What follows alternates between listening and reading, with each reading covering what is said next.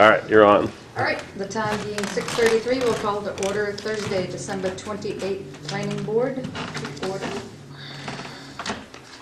Has everyone had an opportunity to review the November 28th minutes? Yes.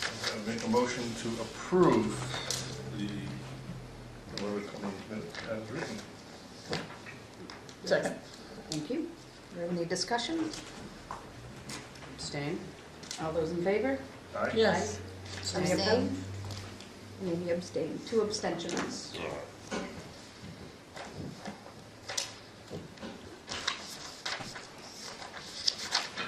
All right, first up is Planning Board Case 17-14, subdivision site plan review and conditional use permit proposal from Tilton Retail LLC to subdivide the existing 2 lots into 3 and to construct and operate multiple commercial units, including retail and restaurant uses at 80 and 96 East Main in the Regional Commercial District.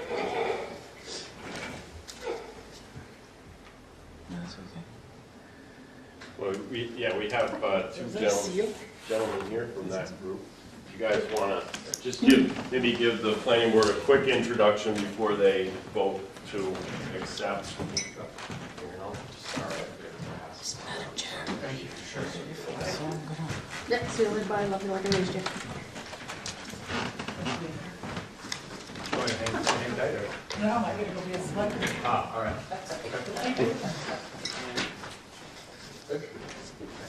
For the record, Austin Turner, Solar Engineering. I'm joined this evening by Ethan Conley from Lascati Development. Lascati Development is the company who has the controlling interest in the property and is the entity behind the Tilton Retail LLC. You may recall you were here in June of 2016 for the same property and kind of a similar development program. So what's happened since we were last in front of this board, Sky Development's got an interest in the property.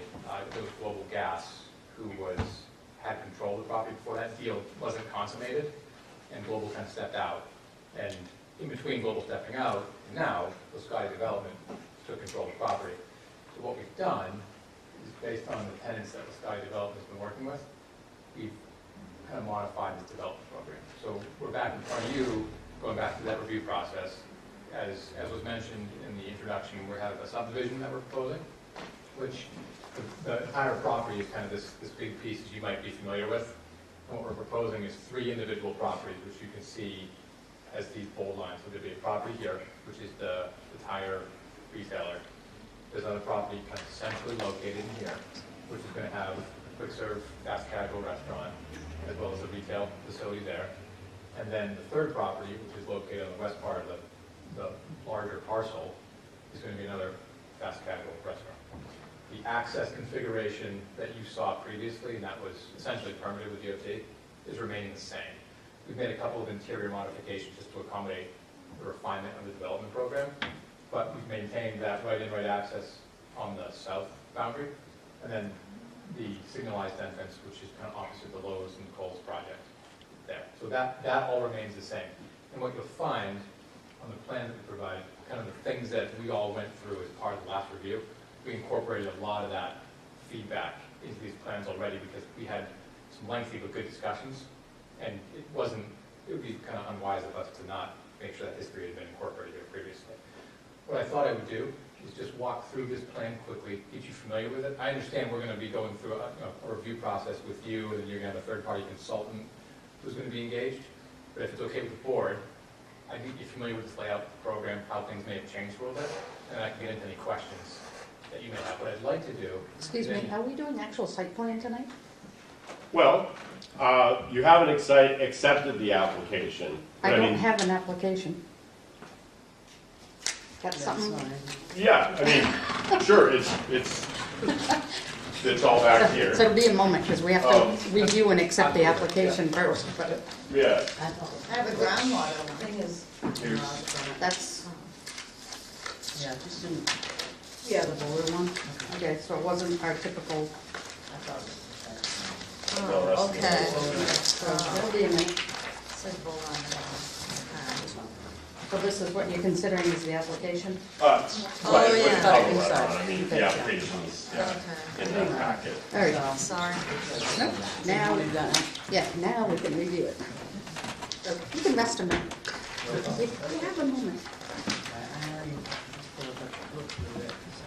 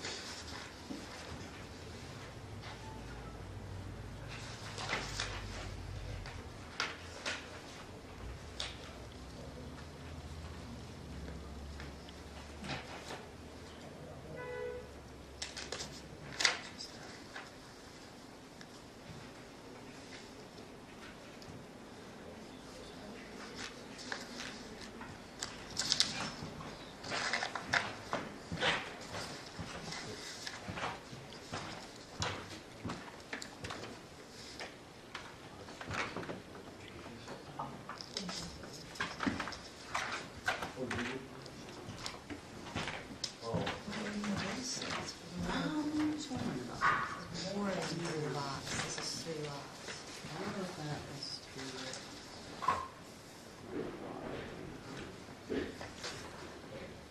This and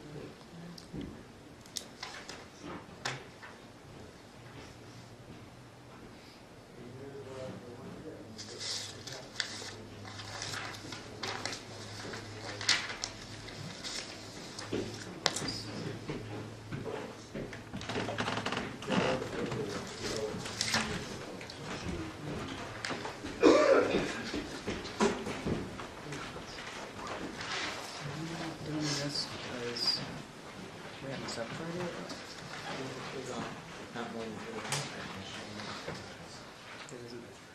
Yeah, it says full, Oh, for one. So it looks substantially complete. Oh.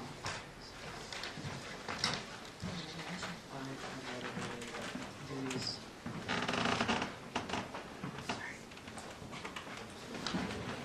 Hmm? Have you guys read it?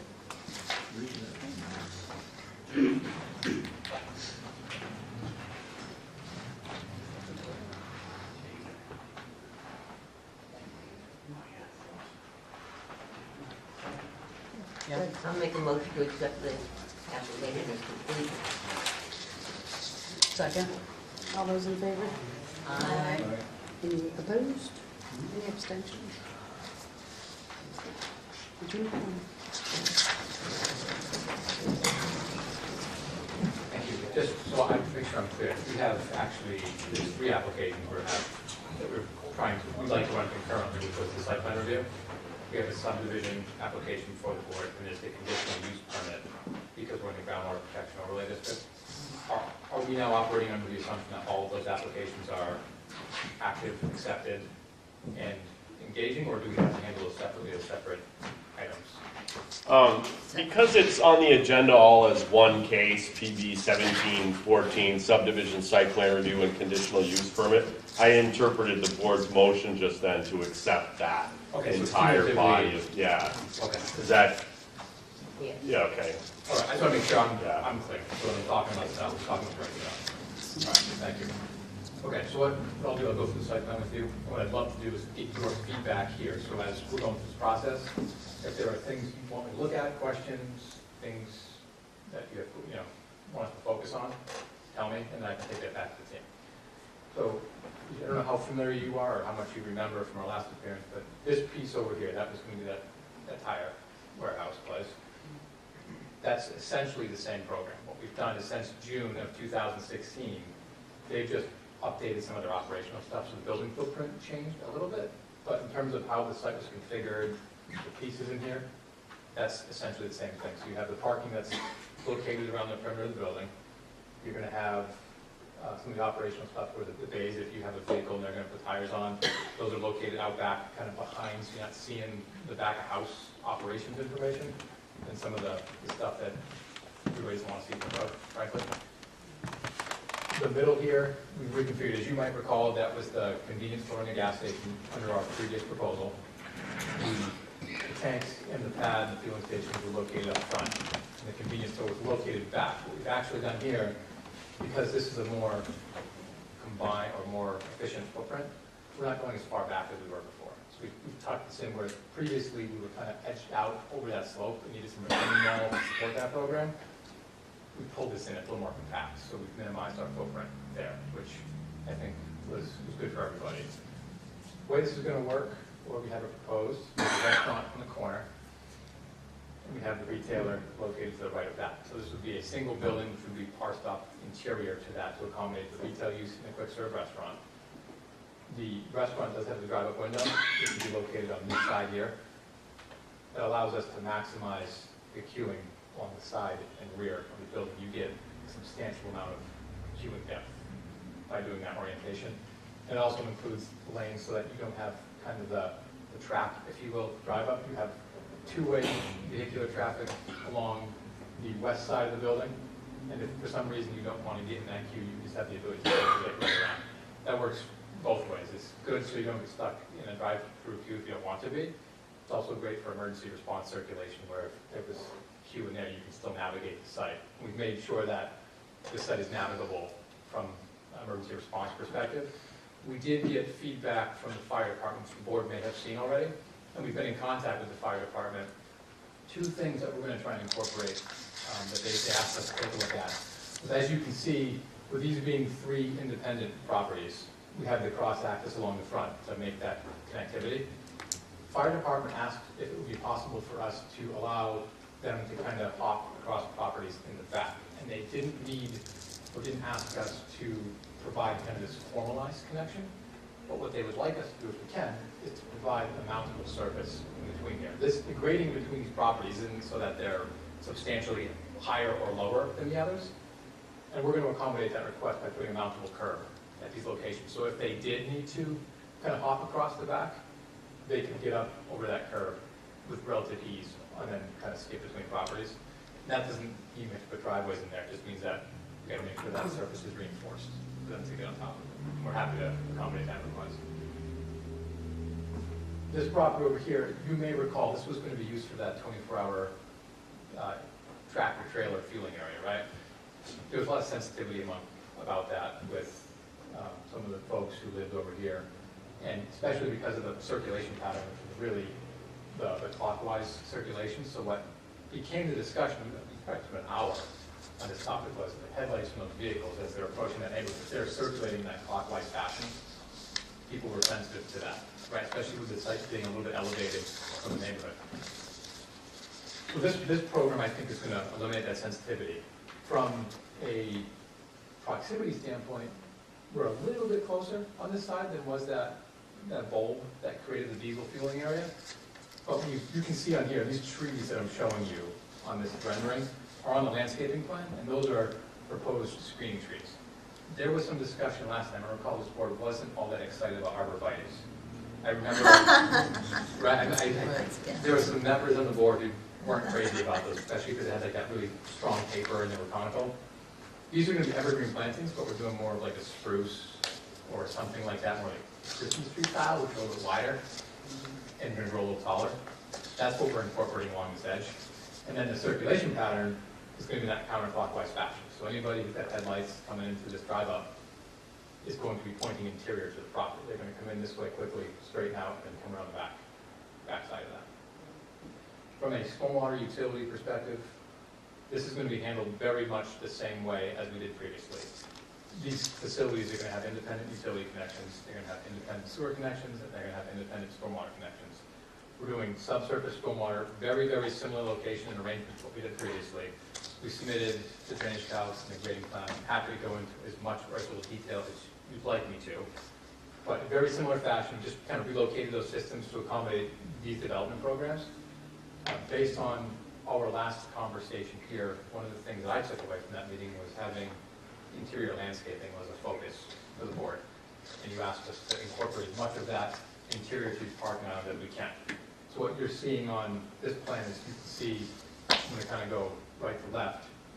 We've incorporated trees and ground cover to kind of buffer that building a little bit up front here. Islands along the back to kind of create some spacing between parking and building. And carry that theme through as you go across, where there's trees, and not just kind of low ground cover, but trees interior to the parking lot. Plantings along the front, as much as we can accommodate without impeding sight distance, because there is that kind of vertical curve as you're dropping down the road here. We want to make sure that sight distance is maintained for DOT. And it's done the same around the perimeter on this part of the property. Lighting is still going to be fully cut off in the horizontal. We're going to have it shielded and cut off so that that light's focused interior to the property. You don't get that upglow or that halo effect around the lighting.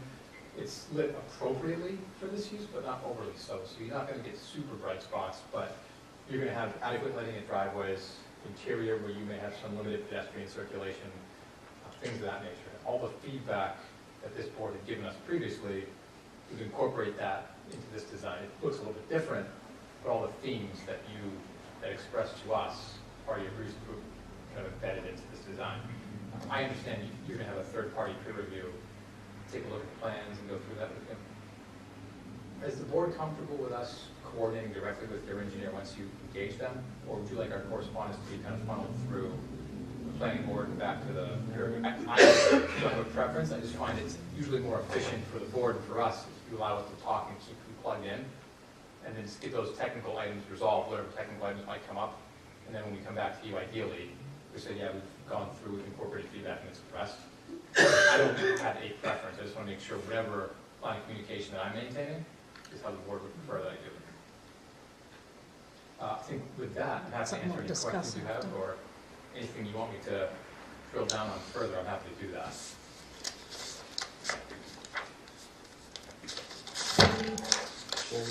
Yes. Have you seen the letter from DOT Bureau of Rails? I did. The email, okay. Want me to address that? Yes. Sure. Okay, so that comment came up, apparently there's an existing issue or concern about stormwater as it kind of interfaces with the rail here. What we designed for this project is to reduce those peak flows. I don't control what's happening in there. This project is a fairly robust stormwater system which is designed to accommodate big storms. And New Hampshire has you do the climate, the climate change stormwater intensity, which are even higher now. So this stormwater system in here is designed to handle the 100-year storm event for the increased rainfall intensities. And we're reducing peak flows and volumes as part of that program, which should alleviate that. I'm going to tell you, I'm not going to get down in here and go down and back that slope and cross the wetland system and stream that's down there to kind of pop in culverts or something. That's with the railroad. I don't see that as a problem. We're going to be talking to DOT as part of that. It's an existing problem that I think we're going to do a lot to alleviate with the controls that we're putting in place here. We're holding back a lot of water, whereas in this condition as it exists today, that's all just uncontrolled runoff, which makes it down the slope and is going towards that kind of rail bed, if you will. But I did receive that comment, and we're going to address that with DOT.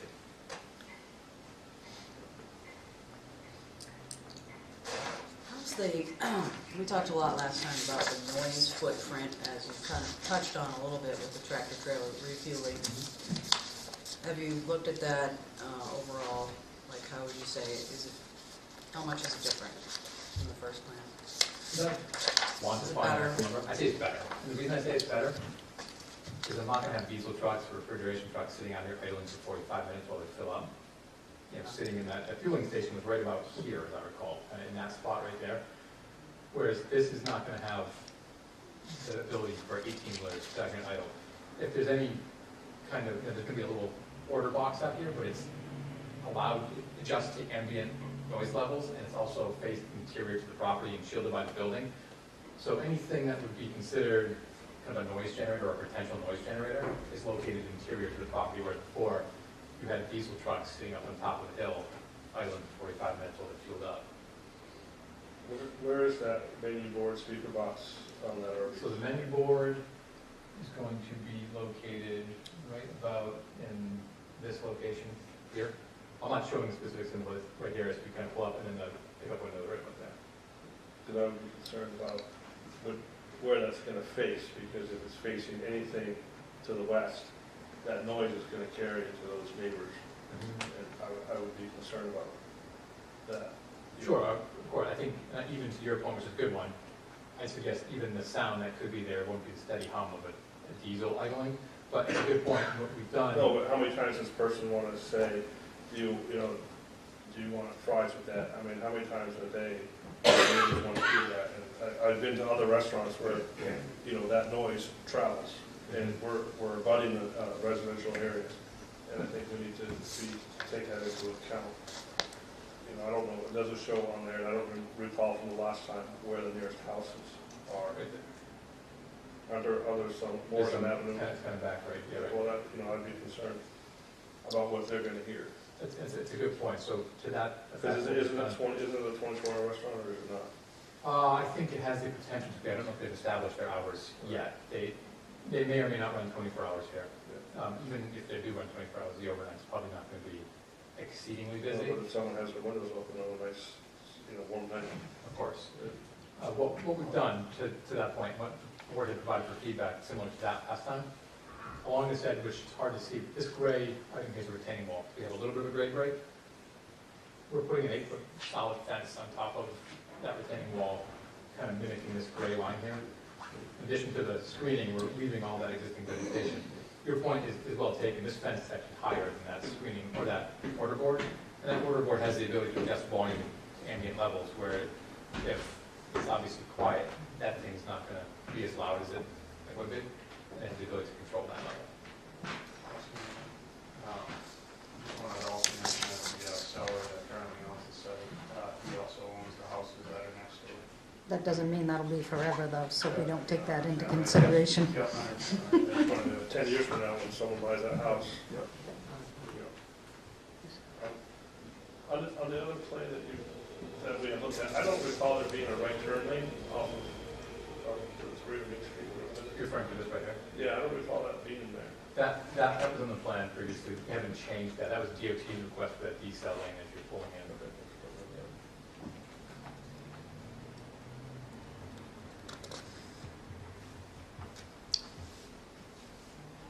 Can there be some kind of sound absorbing quality to that fence that you put up blocking it?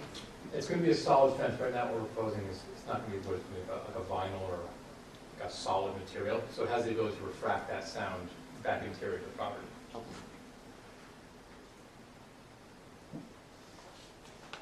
What are we going to do to prevent people from making a left-hand turn out of that? Out of here. Yeah. What But I can tell you the one that they did my left turn, sorry. My left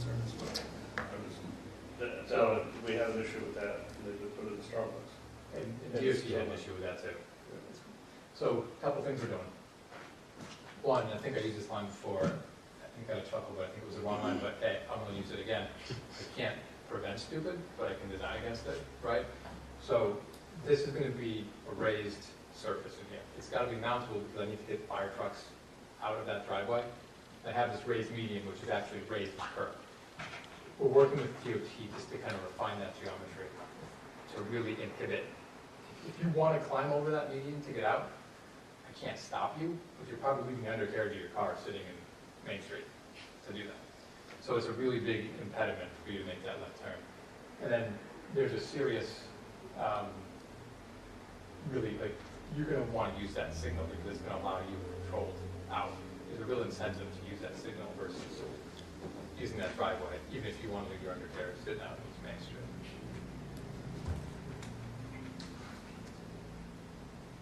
It's a good question. It's one that DOT's actually having us look at as well right now. They don't have a problem with the left turn, On signal? no, down further. Oh, there's no left turn out of that driveway. Okay, That's a right in, right out. that's what I meant, I'm sorry. The right turn, where that, No. and that's right where that goes into those crappy 2 lanes into 1 lane. And DOT does not have a problem with that? No, they were actually an advocate for that being a right in, right out. And what you'll see here is you kind of see the exaggerated radius on that curve.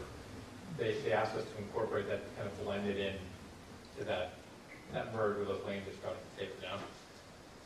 Originally, we went back and forth with DOT on that quite a bit. It's going to get full access, and DOT, well, the planning board, we kind of refined that to be right in, right out. You don't drive that road much, do you? That's gonna be a Believe it or not, mess. I do. I'm a fear die guy. So, What time of day have I done that? I've done that 3 to 5, then on Saturday mornings, Saturday afternoons. So I'm up not far from here, shopping every now and again. So what, going back to the rail crossing, where's your water, your stormwater gonna discharge on that? So what we've done, we have underground systems that are kind of in the back here, probably. It goes through, comes down backside of this hill, then goes naturally down the slope. Our limits of grading are essentially before, this tree line that you see is the existing tree line. I'm not clearing that or pulling it back any further. We're gonna have discharges that go down about a quarter to a third way of the slope, and they kind of work their way over land and ultimately into that wetland system where it's going today. I'm controlling it, I'm doing plunge pools, and I've got outlet control systems which are controlling the rate of release, whereas now it's just all sheeting off that property. Plunge pool. So, good question. What that is essentially is when the water comes out of the pipe, Yeah. I'm creating a depression. When the water comes out of the pipe, it's going to be channelized. I'm not letting a lot of water out, but it's going to release over time, especially in larger events. So what that plunge pool is, think of it like a shallow pool. It's going to have velocity dissipation, like a chunk rock or something that breaks the flow up. Allows it to sit in there, so it's not channelizing out in a steady stream. It kind of lets it come out, spreads out over a larger area, and it's a slow release over a spread out, so you don't get what they call rilling, which is kind of erosion, the slow, channelized carve-outs. It's really more of an erosion control protection, more than anything else, especially with that slope in there. I want to maintain the integrity of it, so I want to slow that water down even further. That's what we're doing at the backside.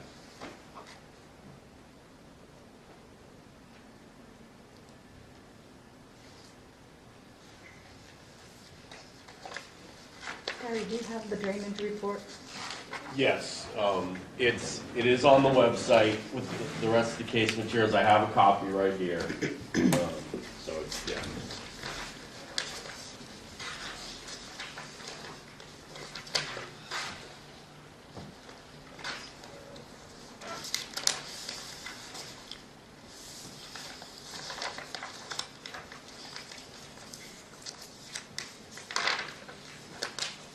I didn't really have a chance to look at, I mean, the signs will be illuminated, obviously. Yep. But they're pretty much, you can see here, right? Correct, yeah, so what we provided with the board as part of the application were representative architectural elevations. I know there's tenant names on there, and those are the tenants that Ethan's team is working with right now. Those aren't, they're not locked, signed, and sealed, but that's what our expectation is going to be as we're moving forward. You might, that may change, we don't know, but that's what we're talking about right now.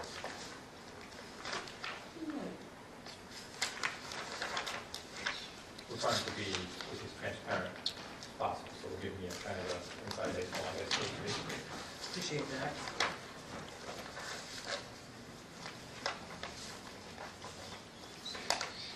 I believe Town Fair was the tenant on this previously, that's kind of been on the system. I don't know. It was, I think we originally told us like going to be a follow park store. Town Fair. Yeah, I don't think the name of it. Oh, I think it's the secret stuff. Not public or anything, right? It's only on videotape. Everybody wants. So 3 people will watch it and 100 people will go. Welcome to Facebook. What about the current car storage on there? I have an issue, I don't know if that's a appropriate time to bring that up. I copied you about that. Well, I have a concern now that we find out there's all this uncontrolled runoff with all these Well, I cars know that, storage. but I mean, is there a way to? That does present a I don't concern. know, I just, I have an issue. Okay.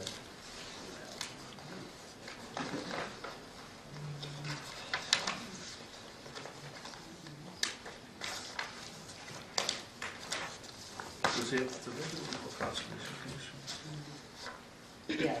Yes. Come to go before the Conservation Commission. Engineering. Do you agree?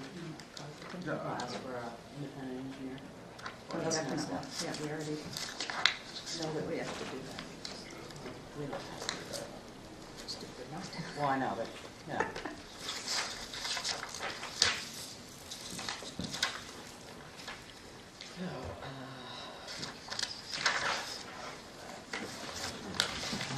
So, So questions right away? I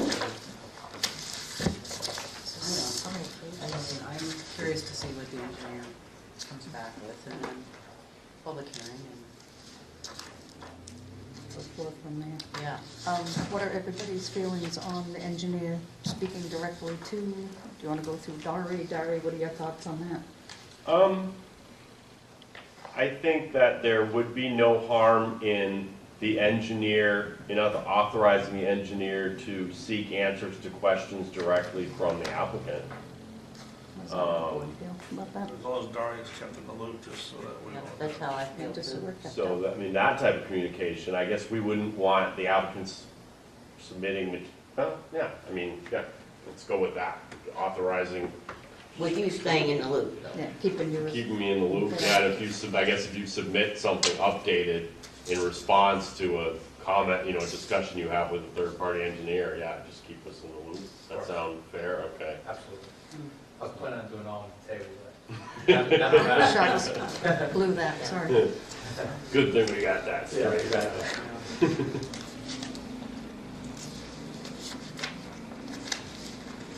I don't think she'll ask, I'm gonna ask anyways, oil water separators. There will be, but we have restaurant users, so that'll be. So I wanted to make sure that's on the record, that she, I It's gonna think, be, and I there's, think he- you referring to sewer and stormwater or both? stormwater. Stormwater. There will be treatments, there will be treatment devices that we've incorporated into the design. Look at the plans, they'll be called out. Have you talked to the sewer commission yet? We have talked to them, we talked to part of the previous one too, the flows that we're expecting here are probably gonna be similar.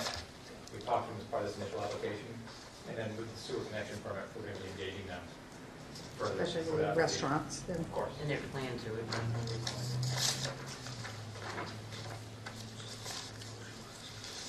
I know she'll ask. Wow.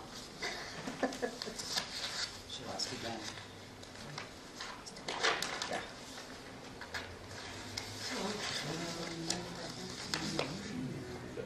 So you want to hook them up with an engineer? Do we have to vote for the engineer? You probably wouldn't hurt to make a motion, maybe you might want to incorporate, you could do all one motion, third-party engineer, conservation commission, and continuation date, if you want, or you can break them up. We do need to set a continuation date as well. We probably couldn't do a date of our next meeting because they have to have time to meet with the engineer. So Yeah. It's going to be a ways out there. It would almost, What are the upcoming hearing dates? sorry? What are the upcoming hearing dates? Yeah, well, Would you like we the had list? to, the September 23rd, I don't think we're gonna have that meeting. We had a snowstorm, and as a result, we've had to Say September. adjust meetings so that we can get our zoning amendments done in time. The plan is to meet January 9th and January 30th. I guess we haven't absolutely agreed that that we're not going to hear cases on the 30th, so that would, I guess, be up to the board. Potentially, if that's our second hearing, especially if we don't get a lot of comment at our first hearing, we wouldn't even need to have the second hearing, in which case we'd have January 30th open, or the next meeting after that, I guess, is February 13th. We're on January 23rd, that was on the schedule. Right, so we move that, Okay. like, right now we're looking at January 9th, January 10th, and January 30th for our January meetings. Provided the board's comfortable, I would be comfortable with January 30th. I think that would give you enough time. Your consultant is going to get familiar with the drawings, is going to release their feedback. That will, at a minimum, give you enough time to get familiar with it, start telling you how I'm going to respond to it, and get you comfortable that I know and am comfortable with comments. I'm comfortable with that timeline, provided the board's comfortable with that timeline.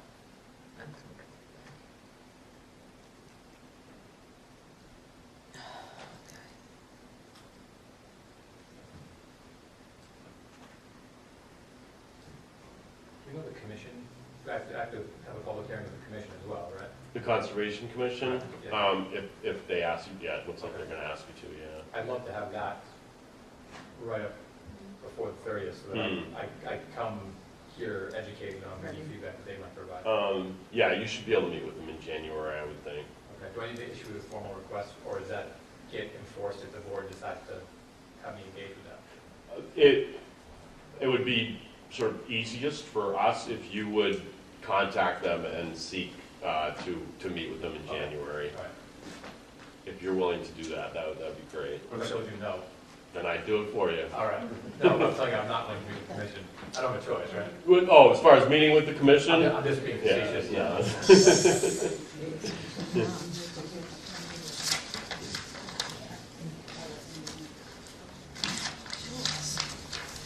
I'd like to make a motion to accept with the following conditions, meeting with Conservation Commission,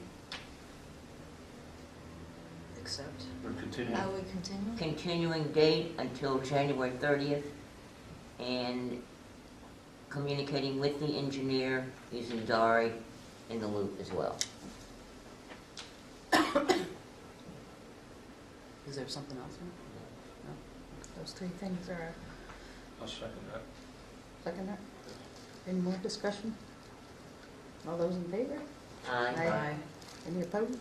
Any abstentions? Thank you. So Go to it. January 30th, Yes. Conservation. Conservation. okay, work with the engineer, keeping Dari on the. Correct.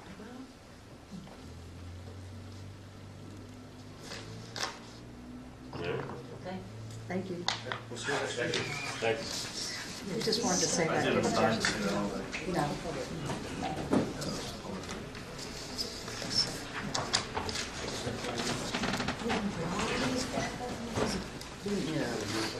Save all those next time. Next time we will.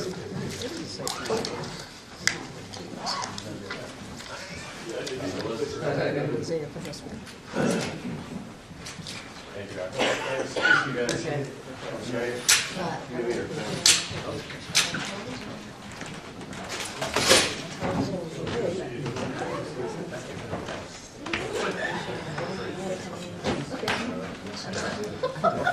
We're not gonna have a meeting.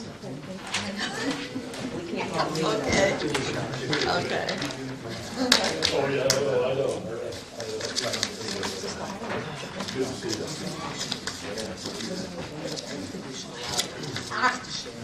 All right, let's see.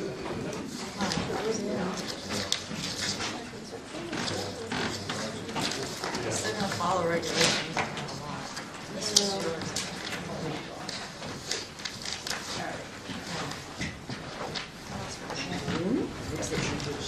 You all set up for the day? Put all this stuff somewhere. Well, I mean, he hasn't sent me anything, but we. It was this right here. This was on our tab.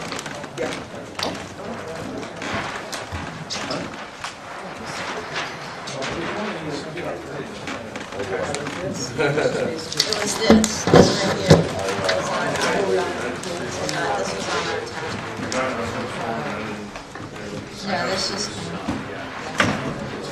That's a lot of peeps. A lot of cars. What? A brochure. Yeah, it's just kind of the same. Give us a lot of scrap paper, dude.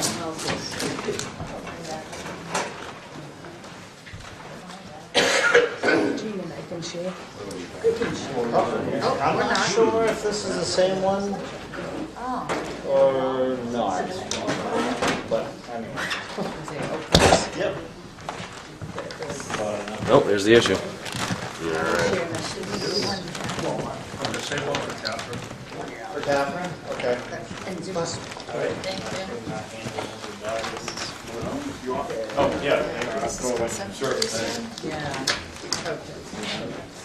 Then,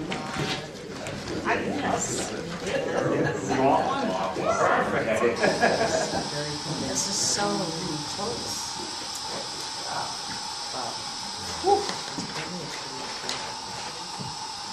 this is a conceptual, right?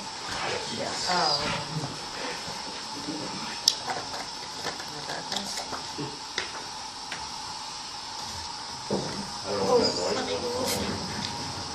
We're gonna get to that in a minute. I just want to introduce myself first. I'm Romeo Lacaz. I'm here with my son Benjamin and my nephew Kevin. I'm a local developer, on 2 projects in Laconia. And the anchorage was brought to my attention about 3 or 4 years ago. They came and asked me if I'd be interested in purchasing the anchorage. I went to look at it, and after reviewing the zoning and doing some research on the zoning regs, I was hoping to do a housing project or condominium project, but after reviewing the zoning regs, it came to my attention it wouldn't be financially feasible to do the project that way. So I kind of just let it, told them I wasn't interested. Last year, they approached me again to see if I'd be interested in doing something with the property.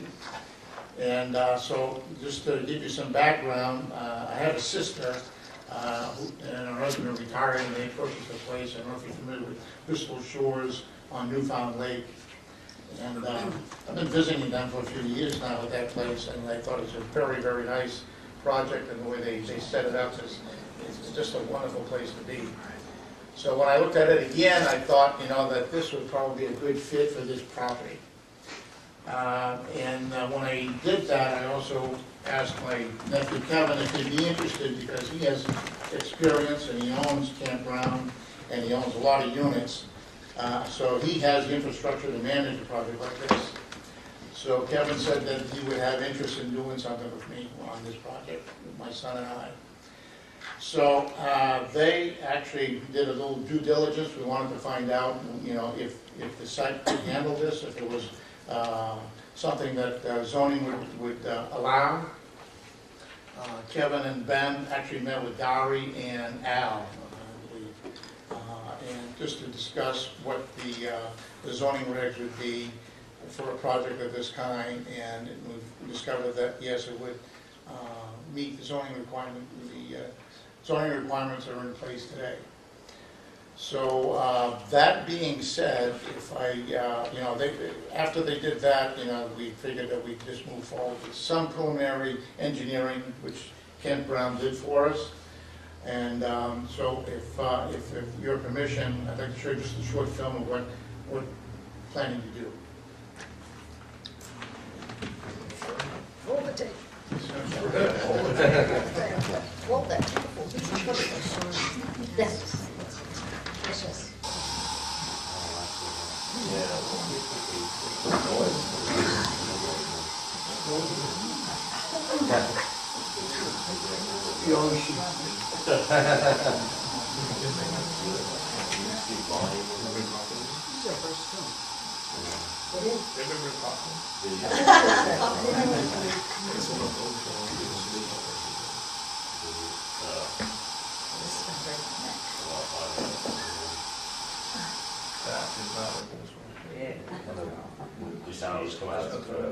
I don't know. It should. I mean, we can try and kill them once it starts. That's just a computer picture. Is that the lake? Looks very Carabini. Look at you. Back. Time to cook that. Try it. Alright, so we'll find that back. Alright, here we go. Take one. Yeah, the sound. Well, question is, Now it's muted. but we can try. Sorry to. Heard something. Yeah, there's got sound out here. I'm just trying to.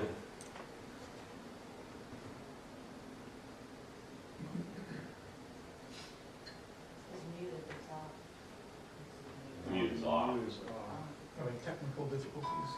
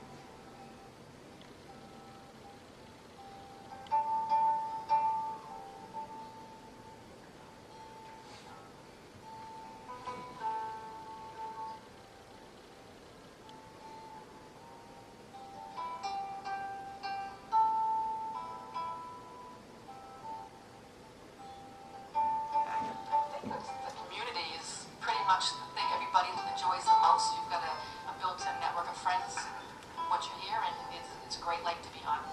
Our main reason is wanting to start building memories for our family. The only thing I want, piece of furniture is still good to give it to the community center for somebody in town who may have some needs, food pantry, and we can donate that. At the end of the year, because of the seasonal and campground, people may have extra food that they want to get rid of, so they donate it to the community in town. We want to be part of the community here too, in this town.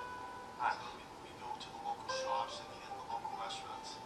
We try to do all our grocery shopping here in town. We've made friends, we have our family come up, it just, everything out here just makes great memories. Especially our first year, they made us feel so welcome here, so it's almost like a second family we have up here. Don't miss the opportunity, it's the best investment you can do for your money. There's nothing else to be done.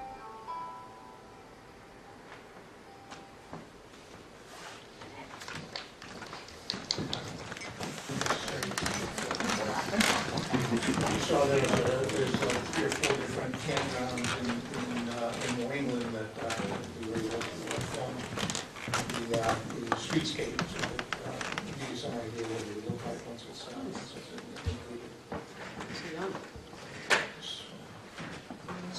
Kent, and if you want to present what your thoughts are on how the special units.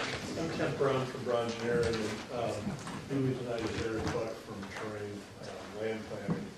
Eric is a landscape architect and an engineer on the site. Eric and I, especially Eric, have a lot of experience with lake properties and dealing with the sensitive areas around the lake. And just to go over a few things that you can't really tell about this. In the video, I think you saw the overflight, that there's an existing campground here now with small cabins, basically.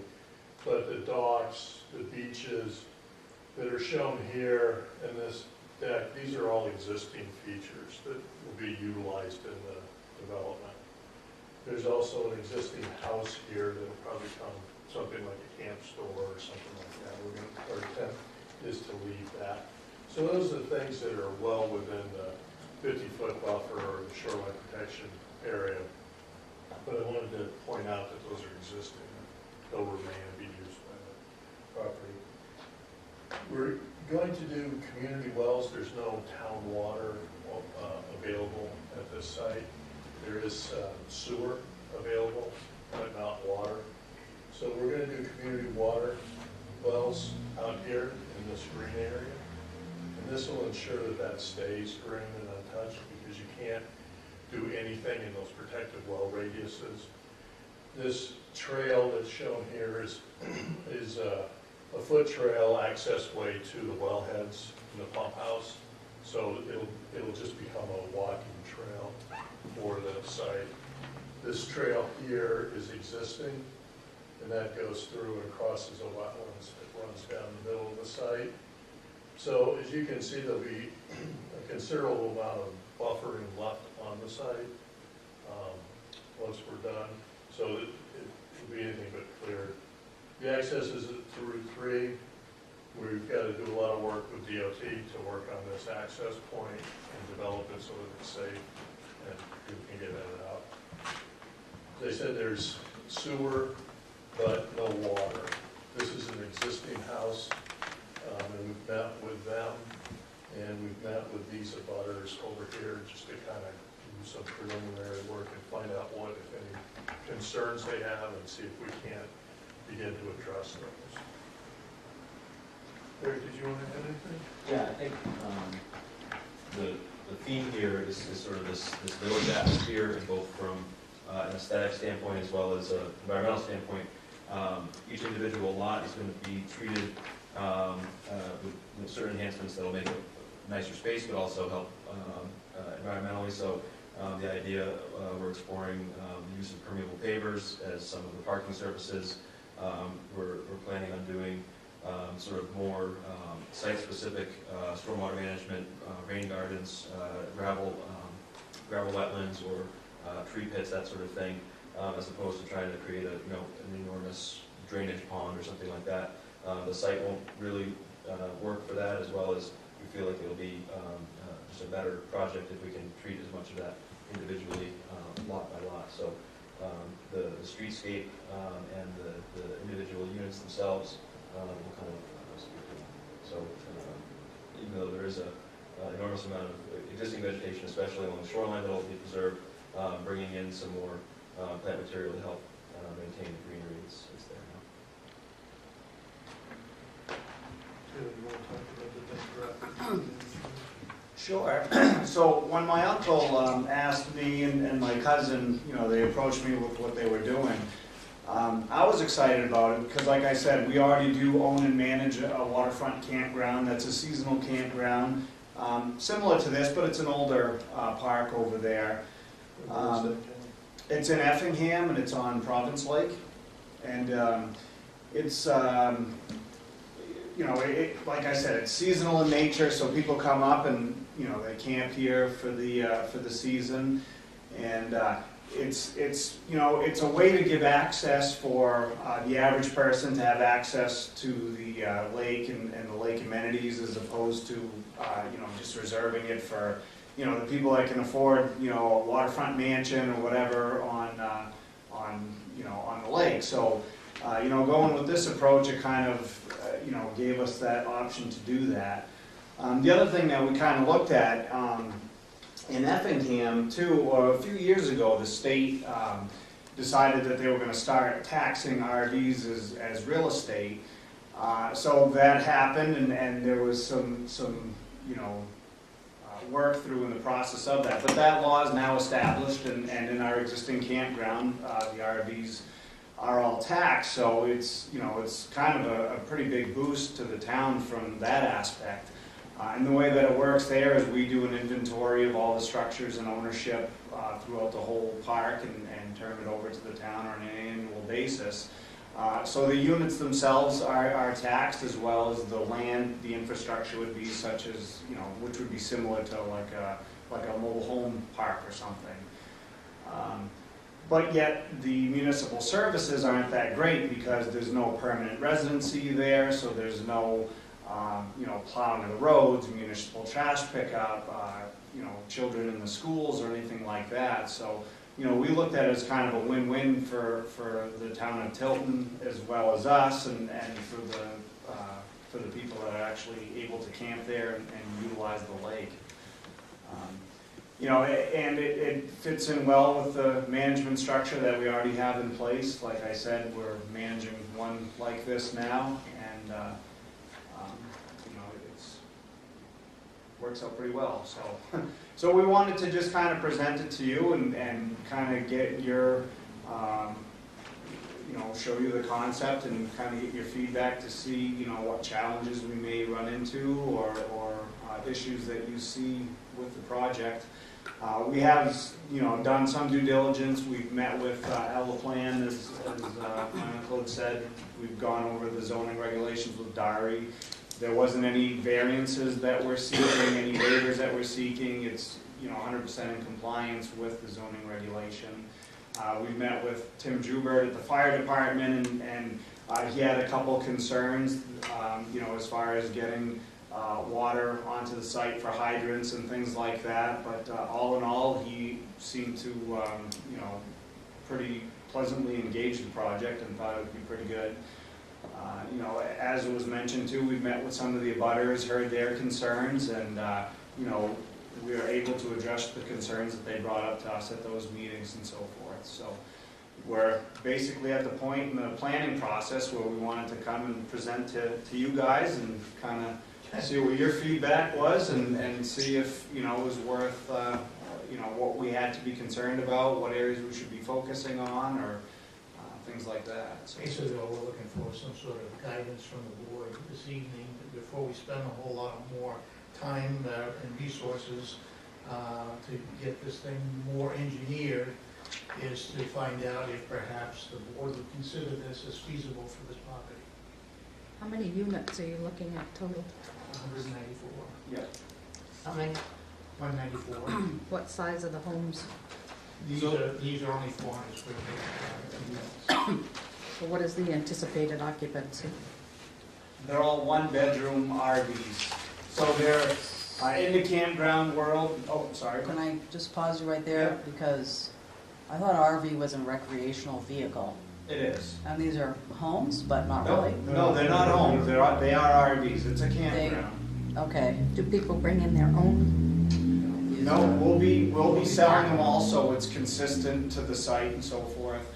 Now, after they're bought, they're owned by the individual, so they could take them out or whatever, in which case we would bring in another similar model, which we would sell. So what's the difference between this and a mobile home?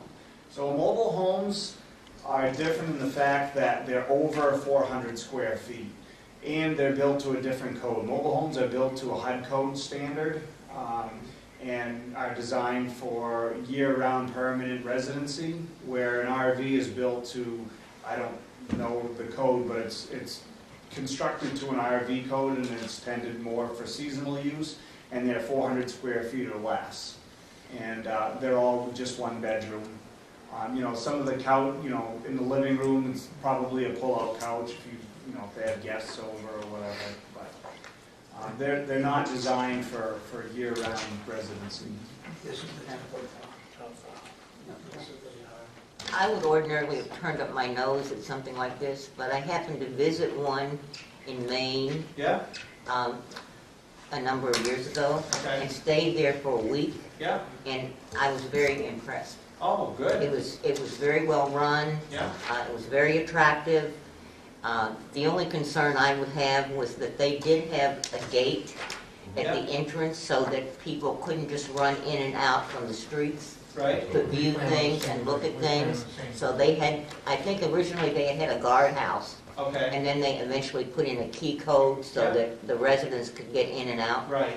But there was a picnic area for all the Yeah. people that were there. It was very well run, so Yeah. I completely changed my mind after having spent time Good. there. Which RV resort was that? It was right, not far over the border. Okay. There's several people who, at the time, were residents in Tilton, Yeah. and their family had almost a compound. They had Oh, no like kidding. 4 in a row Yeah. that they had. Huh. And in our other campground that we own too, we have the same type of system where there's a gate and each camper gets a card, so it's programmed. And if they're no longer camping there, we just go into the computer system or whatever and cancel out their key code if they don't turn it in or whatever. So it'd be similar to that as well. And I was impressed with the fact that I've been to some camps that people had on the lake that were really shacks that, Yeah. this wasn't that way at all. Right. These were very well kept, the grounds were well kept. Yeah. People had a lot of pride in their RVs, if you will. Yeah, and that's kind of the same thing where, here, that would be our responsibility as the management company to go in and make sure the grounds are all manicured and cared for, so it doesn't turn into that situation where there's just, stuff all around or whatever. It would be, it'd be all manicured, kept. There's, rules and so forth, and we uphold the rules. Some people don't like them, but the general, the greater population of people that are there like them because it's obviously to protect everybody's best interest. But. So this isn't a co-op, you own the land and they rent the... Correct. Yep. They would just pay an annual site fee like at a seasonal, same as any other seasonal campground. So did I miss the part about if it closes in the winter or? Yeah, so our hours of our season would be basically April to October. And then after that, no entrance. That's in your zoning as well, that it can only be used from April 1st, October 31st. Oh, okay. So it's restricted by the town. Yeah. And, the other reason we elected to go this way, it's got a great feel by having everything kind of, the same or similar type units in there. But the other thing too is, with the campground where people are bringing in and you've got the more the transient type campers, you know, you've got people with big campers pulling out onto Route 3 and so forth, where that isn't the case. I mean, these will be here, they'll be set up, and they'll be there seasonally, so you won't have that influx of, you know, big RVs and so forth pulling out onto Route 3. Now, big question of the day. How many docks do you have? And how are you going to, you got 194 units, they're all gonna want a dock, and you know you're not gonna Well, get not 194. necessarily, I mean, we'll be restricted by DES and the Absolutely. shoreline permits for that. I think there's 30-something there now, but the other campground that we have in Effingham, we have about 100 sites over there, and we've only got 30 docks. And it works just fine, and the one that my aunt lives at, Bristol Shores has 192 units, and they don't have any dock, they have a day dock, but they have a mooring field, which, and I think their mooring field only has 26. how many? It's 26. 26 mooring balls. so we wouldn't be looking to get any more than what was allowed by DES. We should put in, put your boat in the water. Launch. A launch? You know, we hadn't even really gotten that far. There is a marina right down the road, so, They offer valet Yeah. service. as that well. offer valet service, That would so. be too Yeah, bad. but where do those people put their boats? Oh, it'd stay at Winnisquam Marine, Yeah. you know, on a seasonal basis, and they would rent a rack storage. Right. Until you call up, the boat's in the water by the time you get there Yeah. and gassed up and you're ready to go, You just drop it off Ride the bike down and they put it there. away.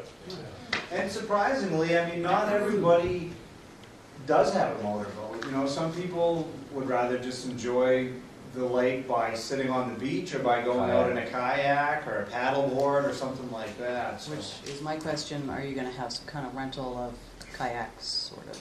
We wouldn't have rentals of them, but we'd probably set up a designated area where people could rack them or whatever. But they would be their own. The liability, too. Because it's a little different being a seasonal type of place as opposed to a transient type place. So if you go to a transient type campground, you know, usually those amenities are offered for rent on a, you know, daily basis or whatever. But in a seasonal type place, people usually have their own toys, so to speak, that they would be using. Well, that's what I was gonna bring up. This isn't something where people go in and out and rent for a week. It's a place Right. where people go for They'll the be summer. here out of the Yeah, right, that is their summer home. Yeah, kind of their summer home. Yeah. Are they allowed to sublet? No. Some of the people we've talked to have a place similar to this in Florida for the winter, and then they have this, so that it becomes their residences as they go back and forth. Kind of an interesting lifestyle. It makes it affordable for people. My sister has a place in Florida, and they come up here, and their kids are up here, obviously. And they have this place on Newfoundland. And they spend their summers here, and it's a great lifestyle for them. And basically, what I found in Newfoundland is a lot of retirees. Yeah, that's the demographic, and it seems as more and more retirees are approaching that age, they are looking for, you know, an affordable place to be able to take some vacations at during the summer, so, you know, that's more the clientele or the demographic that we foresee in there as opposed to, you know, There'll big be some young families or, families. I mean, there'll be some, I mean, it's not an age restricted, that's, Can I ask the cost? the cost of the units? Yeah, Hasn't been fully established yet, but it'd be anywhere from, say, 80,000 up to, say, for the ones closer to the water, maybe around 150. So it's an affordable way to be able to get pretty close to the water, whereas if someone was trying to, you know, buy a camp on the lake, they'd be much, much higher than that, so.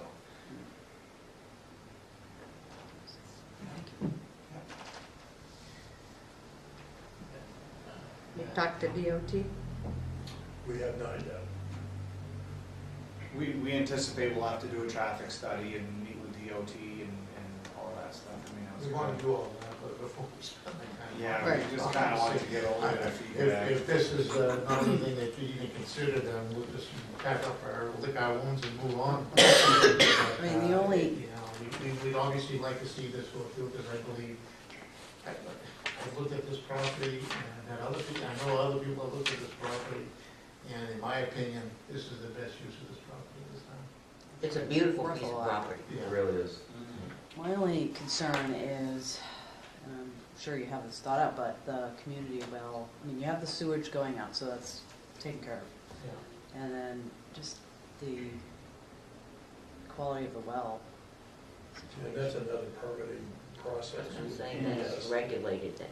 For the community wells, for private wells. It's Yeah. pretty involved system, and Kevin has experience with that. Yeah, we have 3 private community water systems. One actually on School Street at Country Meadows, that's a private community water system. We have a mobile home park in Rochester, and our campground in Effingham is all private community. And basically, there's such a stringent process as far as first, to activate the system, you have to go through multiple years of pumping tests and very high frequency water quality checks of it. And then after the system has been approved, then it becomes an active system. And then the frequencies may drop a little bit, but there's still, consistent monthly testing. So the way that we do it is we hire what's called an operator. And we use Epping Well at our other places, and the operator, which is Epping Well, they go and take the samples themselves, submit them to the state, and do all that part of it. So it's very highly regulated as far as the way that works. We have a conscientious health officer who will do those things too. Oh, well, I just didn't want you to be, there's some places like the place up in Ashland that, well failure, and then people are trying to figure out how to get water. Well, this will probably have about 3 wells. 3 wells plus storage You have to capacity. have You are on the lake, water, so but you it's- also have to have a back arm. How many, do they have wells now for the cabins? There are. They do, but we They're would, scattered, this, yeah. We'd be abandoning them because they're just, I mean, they're right next to a cabin, which could be painted with lead paint Yeah. from forever ago, and it's just sitting right there. So these would be new established wells with the full protected well radiuses and so forth. And they'll be in that green space too, they won't be Right, remote like the ones are now. right. And how about trash pickup or trash, each unit has their own trash, or is it? It'd be private dumpster station. Yeah, we probably will have several dumpsters located throughout, and we'd have a third party like Waste Management or something like that come and do the dumpsters on a weekly basis.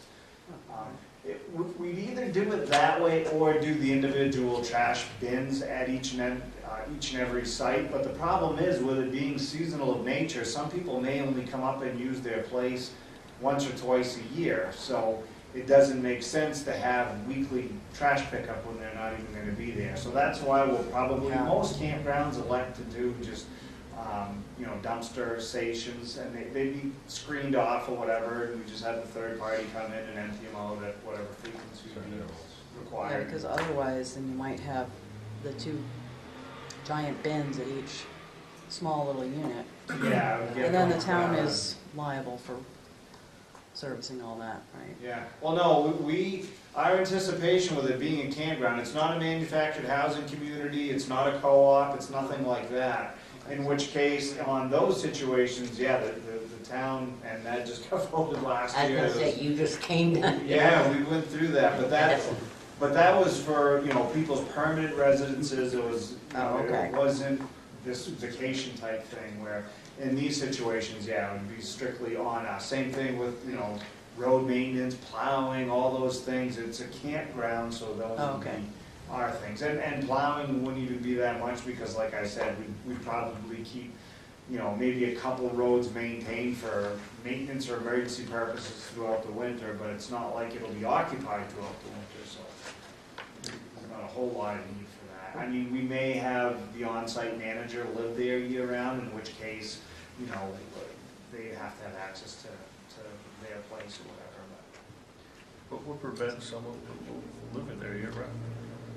we would prevent it, being the rules and regulations. On top of that, water is shut right off in the wintertime. The systems would be winterized in the winter. And the town has authority over that in their zoning ordinance. can't be occupied. Yeah. Yeah, and like our other campground, the water lines are basically just below surface, so they freeze up solid, so every fall, we have them all blown out and completely shut right down, so they would have no services, no way to get in, no plowing, so Oh, yeah, because it'd all be it's snowed definitely in. preventable, yeah. Yeah. And the thing to remember is it's a campground, you know, Yeah. not to think of It'd be it tough to as, heat Yeah. that when it's 9 below all the time. but not to think of it as a subdivision, not to think of it as, it's a campground. Right. Okay. Just trying to make it an upscale, nicer campground, something that would fit in good on such a nice piece of property, so. Barry? Yeah, a couple things. So you mentioned that you would restrict not allowing people to use them as a year-round residence. Would you also make clear that they wouldn't be able to use it as their primary residence? I think we talked about this, I can't remember. Well, I believe that's in the regulation that It it wouldn't be is, allowed. it is, but I think, it would probably eliminate, create another layer of eliminating confusion by having, if you Yeah. guys had it in your regulations. We can certainly put that in our lease agreement as well as our rules and I regulations. mean, for the- somebody show up, town clerk trying to register their car, Right. nightmare to get out. Well, what about people who live there and then live somewhere else in the Right, the winter? right. Well, in those cases, most people, for example, snowbirds that'll go live in Florida in the summertime, and in the wintertime and up here in the summertime, they usually always take residence in Florida because of the way But that the unless they're- taxes benefits are. What's Yeah, that? I mean, unless they have the same sort of situation in Florida where they can't. I just didn't want to leave Well, that. then, I don't think Florida has those Then regulations, it's- that's Yeah. too many. And you could not declare residency in a seasonal campground. Oh, okay. That's weird. Yeah, there's no one that's even tried at our other campground. Oh, really? They just know, it's Oh, campground. okay. I don't know. We've had people Bye-bye. try to stay past the closing, so Yeah. we're gonna go in, hey, sorry, but you gotta go, the campground's closed. Right. and We've we had don't want issues you to here go. with condo residents, so I think that's one of the reasons it's being brought up. Oh, with- There have with been condo issues with situation. condo residents. Yeah. Well, yeah, and in a condo situation or a co-op situation, they have ownership of the land, so they, probably try to bend the rules a little bit different, where this isn't that situation, it's strictly just a seasonal campground.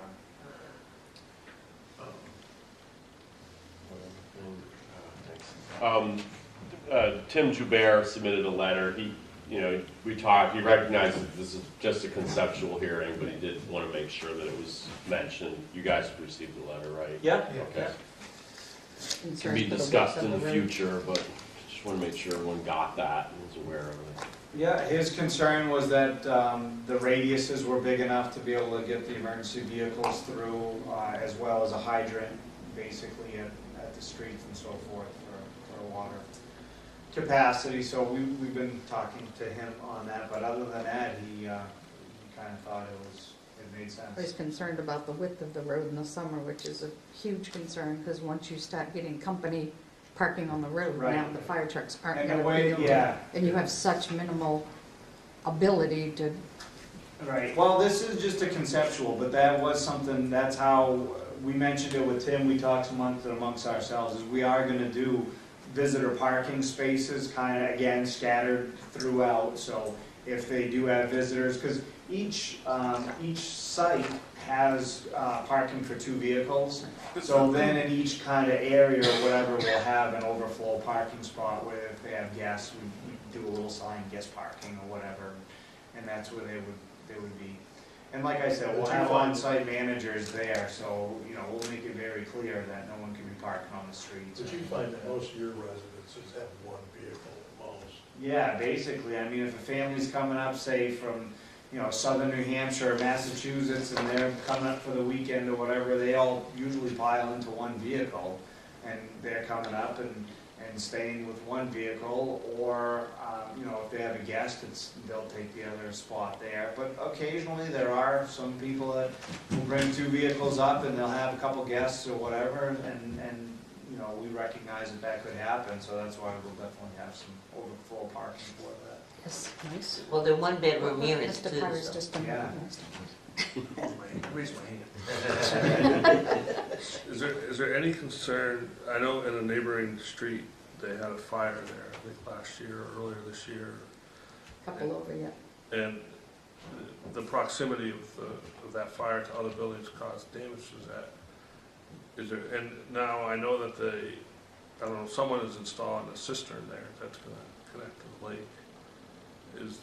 Is there an issue from the fire department to the proximity of these buildings to each other? No, they didn't, they looked at that and that did not come up as an issue. What his biggest concern was water capacity, like you said, if a cistern was needed, if there would be enough pressure in the system for hydrant. So that's what we have to work out in the water engineering design to make sure that there is enough. You got a big lake there. But Well, and that's what Tim Jubert actually said. He said that we could do a pressurized type of hydrant system pulling the water from the lake. So there would be a dry head where, you know, some of the vehicles could actually go and fill up their trucks, but also a pressurized hydrant system so there'd basically be one at each street or however they're scattered, so an engine could just hook right on up to the pressurized system. So it wouldn't be pulling from the domestic water systems, water supply. It would be pulling from the lake, but within a pump type system or whatever to get the adequate flow. I have another Yes. question, sorry. Fine. Let's just say you built this. We're talking how many ever days, years down the line that you built this. You half build this. We have, we'll call it 100 units that are built. Your company fails. What's going to prevent this from becoming permanent housing? It's in the But if your company dissolves, there's no, you know what I'm saying? You know what I'm trying to say? Change the use.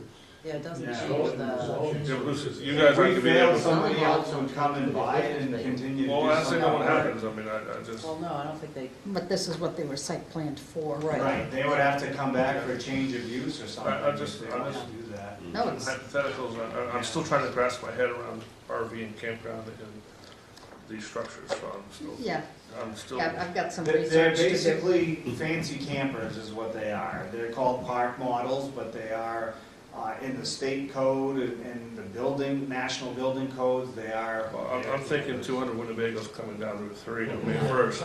Well, and that's why. But no, but that's what I have in my head, when I hear RV. Yeah. And But once they're in place, they're there, and people just come up on a weekend with only their car, and they use the site. No, but are these gonna be built on site, or are these? Manufactured, they're a manufacturer, it's like any RV that you buy from. So they're gonna, so 200 times there'll be trailers coming down Route 3 with something on it. yeah. Well, as they're sold and built, I mean, there'll be some of that coming down Route 3 as they're being built, but it's a one-time. Yeah, but I'm just Yeah. processing. It won't be a repetitive process.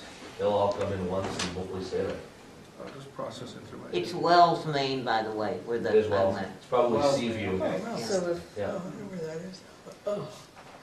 So are you familiar with the builder of Seaview, I believe? Is it? No, we've gotten their contact information from one of the manufacturers we're looking I to use. think, has he built other stuff around? I heard he did 5 parks in Maine, in the state of Maine. Was there one in Massachusetts? I'm not aware of one. I don't know if it's the same person. I'll have to look. What was it called, Seaview? Yeah. Another one with cottages. Yeah, maybe that's one. One in Wells, and he's got one in Methuen, Well, I don't know. It's, there's one in Westford, Mass. Westwood, that's one. Yeah, but I know that one, Yeah, I don't want to talk about it, but. cottages, yeah. That's similar to, I don't know if you're familiar with the one going up at the Weirs. Yeah. Across from Kelly Farms. Across from the. August, Yeah. August Farms or something. Those are all stick little built cottages houses. that they stick built. Yeah, those are stigma, but I think the ones down in Massachusetts, my parents live near there, and I think they're having some issues, that's why I'm just processing here. well, the other thing we gotta consider as a board is these are independently owned and taxed. So if they default on their taxes, it's similar to when we have a default in a trailer park.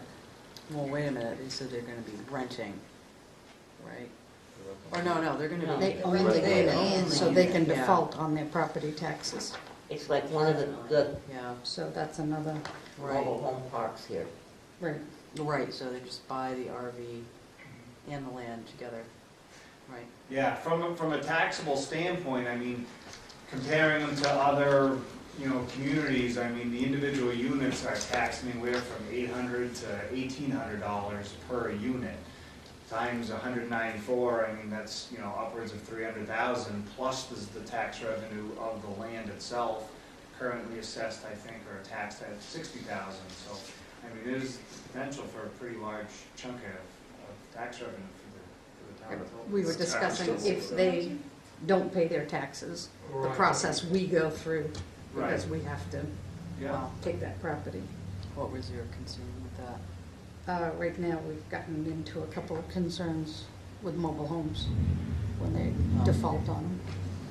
They're few and So far they between, default though. at a higher rate, probably? No, they're few and far between. So the only other thing would be like And- traffic. Traffic, is that what you're saying? Yeah, egress and, Yeah, and that's something, like I said, we wanted to meet Yeah. with you guys first, but, our intention is, we worked with Steve Purnell, he's a leading traffic engineer throughout the state. We worked with him on other projects, and that's probably who we. And our Talk plan to is an them, yeah. ancillary road that goes across there, the old Route 3. And we're planning to utilize that the same as it's being used now. So it's not like you just stop on Route 3 and wait to turn. You have this road that you just drive into, and now your entrance is there. You're out of the traffic, you're out of the main traffic. It's kind of like a Okay. deceleration lane. oh, okay, well, that's good. I don't remember, are you familiar with that corner there, how that road kind of drops down in there? Yeah. Yeah, and one of the things to remember too is they're not going to work every day. They come up here to enjoy the lake, they're at the lake, they're gonna go shopping, they're gonna go to restaurants, they're gonna go do all that stuff, but they're gonna tend to wanna do it, off peak hours, they're not gonna wanna sit in traffic to try to get out onto Route 3. No, they'll realize that. Yeah. Traffic. Yeah, Just thinking of a Friday night, Oh, it's already God. bad. But yeah, they won't be adding to the commuter traffic, though, is kind of, I think, the point that we're trying to make. out of there. Yeah. Yeah, and maybe DOT will have some input on that, where it's only right-hand turning or something out of there, or whatever, but we haven't gotten down to that point It's a yet. DOT thing. That's good, that's it for me.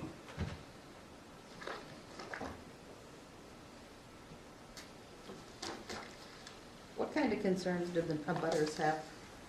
So the abutters, their concerns, one was traffic. Because I'm sure they're gonna come, so Yeah, let's get it on the table. Sure, additional traffic on Route 3. And also on the lake too. Oh, well, yeah, that's what I was getting to. Their other concern was, so the traffic on the street, obviously we'll address that. Their other concern was increased traffic on the lake. Again, they don't own the lake, we don't own the lake, so we're not gonna, as far as that, it would be only what would be allowed from DOT as far as boat slips and all that stuff. So that's kind of out of our control and so forth. If I may, we live with these people over here, and their concern was maybe noise. Yeah. Well, I try to explain to them that this is the back of a park. The beaches and the activities way out here, which, I don't know how many feet, but it's several hundred. And there's that buffer right along there too. And we're keeping this buffer all the way around. And even boat traffic, their concerns were They Or want more. more stuff here. around here, but any of the boat slips are Way out all here. over here. And the beaches and stuff are here, so they're really, and this is in the well-protected radius, so we wouldn't have anything over there, so. So their impact is very, very minimal, if at all. Right. Looks like it's 36. Yeah, and the lake is very shallow at that point, so it's not even like. And they're the ones that explained that to us. Yeah. Oh, huh. And the folks in the house right up front, they were in favor of it. Mrs. Beal, I did that. Oh, geez, okay, yeah, then we met, oh, nice to meet you. Before we sat down, but I want to do the Hi, projector. I'm Kevin. Sherry. I'm sorry, I thought you had. I was about to introduce you. I got Yeah. used to doing the projector here, so. But, Yeah, so they're right here. So, right. what do you think? Is it, are we doing a public? Personally, on a personal level, I hope that they will offer to buy our property. One, because when I bought that property, I knew it was for sale. I mean, it was always the acreage, it's a resort, it's very transient, which it is now. When Mr. Lacasse came to us and his son with the prints and stuff, I can't say anything bad. I have stayed in a place like this woman has spoken about, and if they are tasteful people, which I have to believe they are, their work proves it, stuff that they've done. It really is something that would be very nice for people to have the ability to have. Personally, on a personal level, I don't wish to be their neighbor. And certainly, not that way. it's not just that. being completely It's just- engulfed, but it's great, it's tasteful. We have a right of way through that, to the lake, so we do understand where they say the shallowness and stuff, because where their wells are is where our right of way goes through. We have a deeded right of way. And I'm sure they would certainly honor that. I don't feel that it wouldn't be, but I believe that certainly it would be a very nice, a compliment to Tilton, actually. And they certainly seem very reputable. So, but the traffic was a concern because we're on that first runway. Like I said, you'll never make a left out of there on a Friday. We've got it all figured out. You guys don't, concert night or Friday. Yeah, That's we, true too. 3:30 Friday afternoon, I'm home. Or you go the other way and turn around, especially if Meadowbrook is busy. Yeah. Yeah, but as far as, it's not, it really, hopefully we'll come to some sort of an agreement so that they will have full access to that road there that's, part of our property, which would be in front of our houses.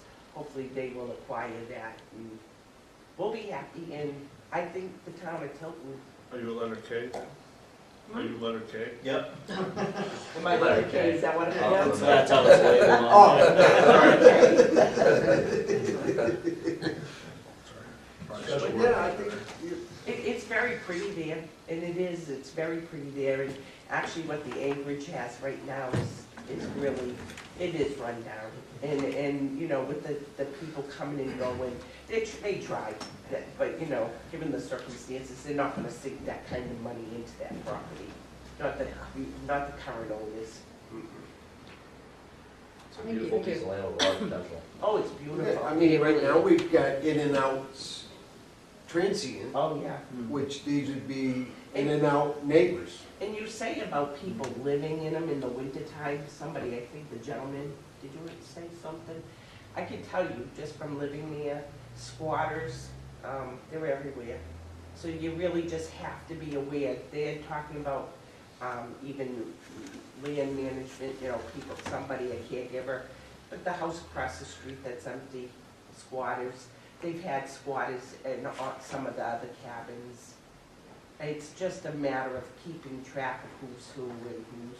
Yeah, if you got a year-round manager, I don't think you'd ever hit that problem. Yeah, and gated access Yeah. and cameras and so forth, that we'd be able to prevent a lot of I that. mean, I can't drive my snowmobile up the park, I'm just showing walk up, I'm just.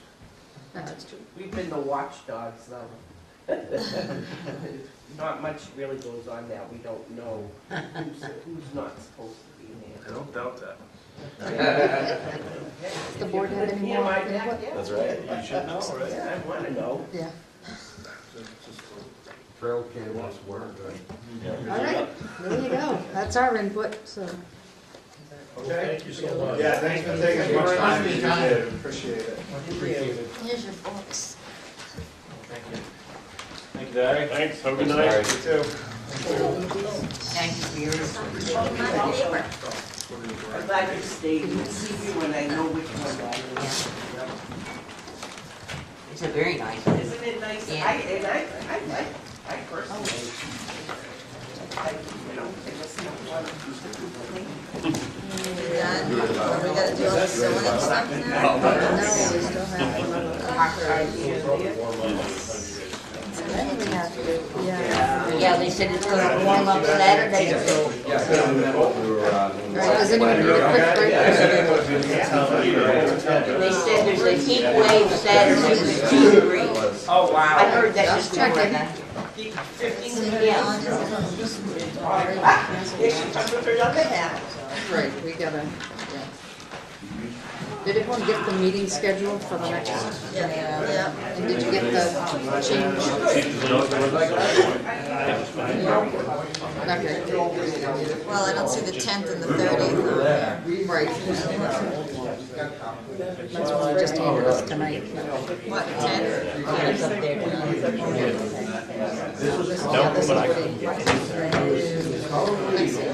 Yeah. It's not one behind you? I don't know, some. Okay, yeah. they left. Oh, it's just. Oh, you just drove next to it. I did, because that's what you mentioned it. So, like, me and Jane are on the budget, so the 10th one will be the That's all we can do for that So you meeting. gotta make sure everybody Dory else said knows. he would, Dory said he would, If he needed one of us, he'll let us know. Go grab you for a minute. Yeah. Just for the public, okay.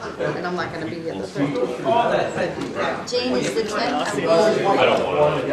Here elsewhere, Budget. highway?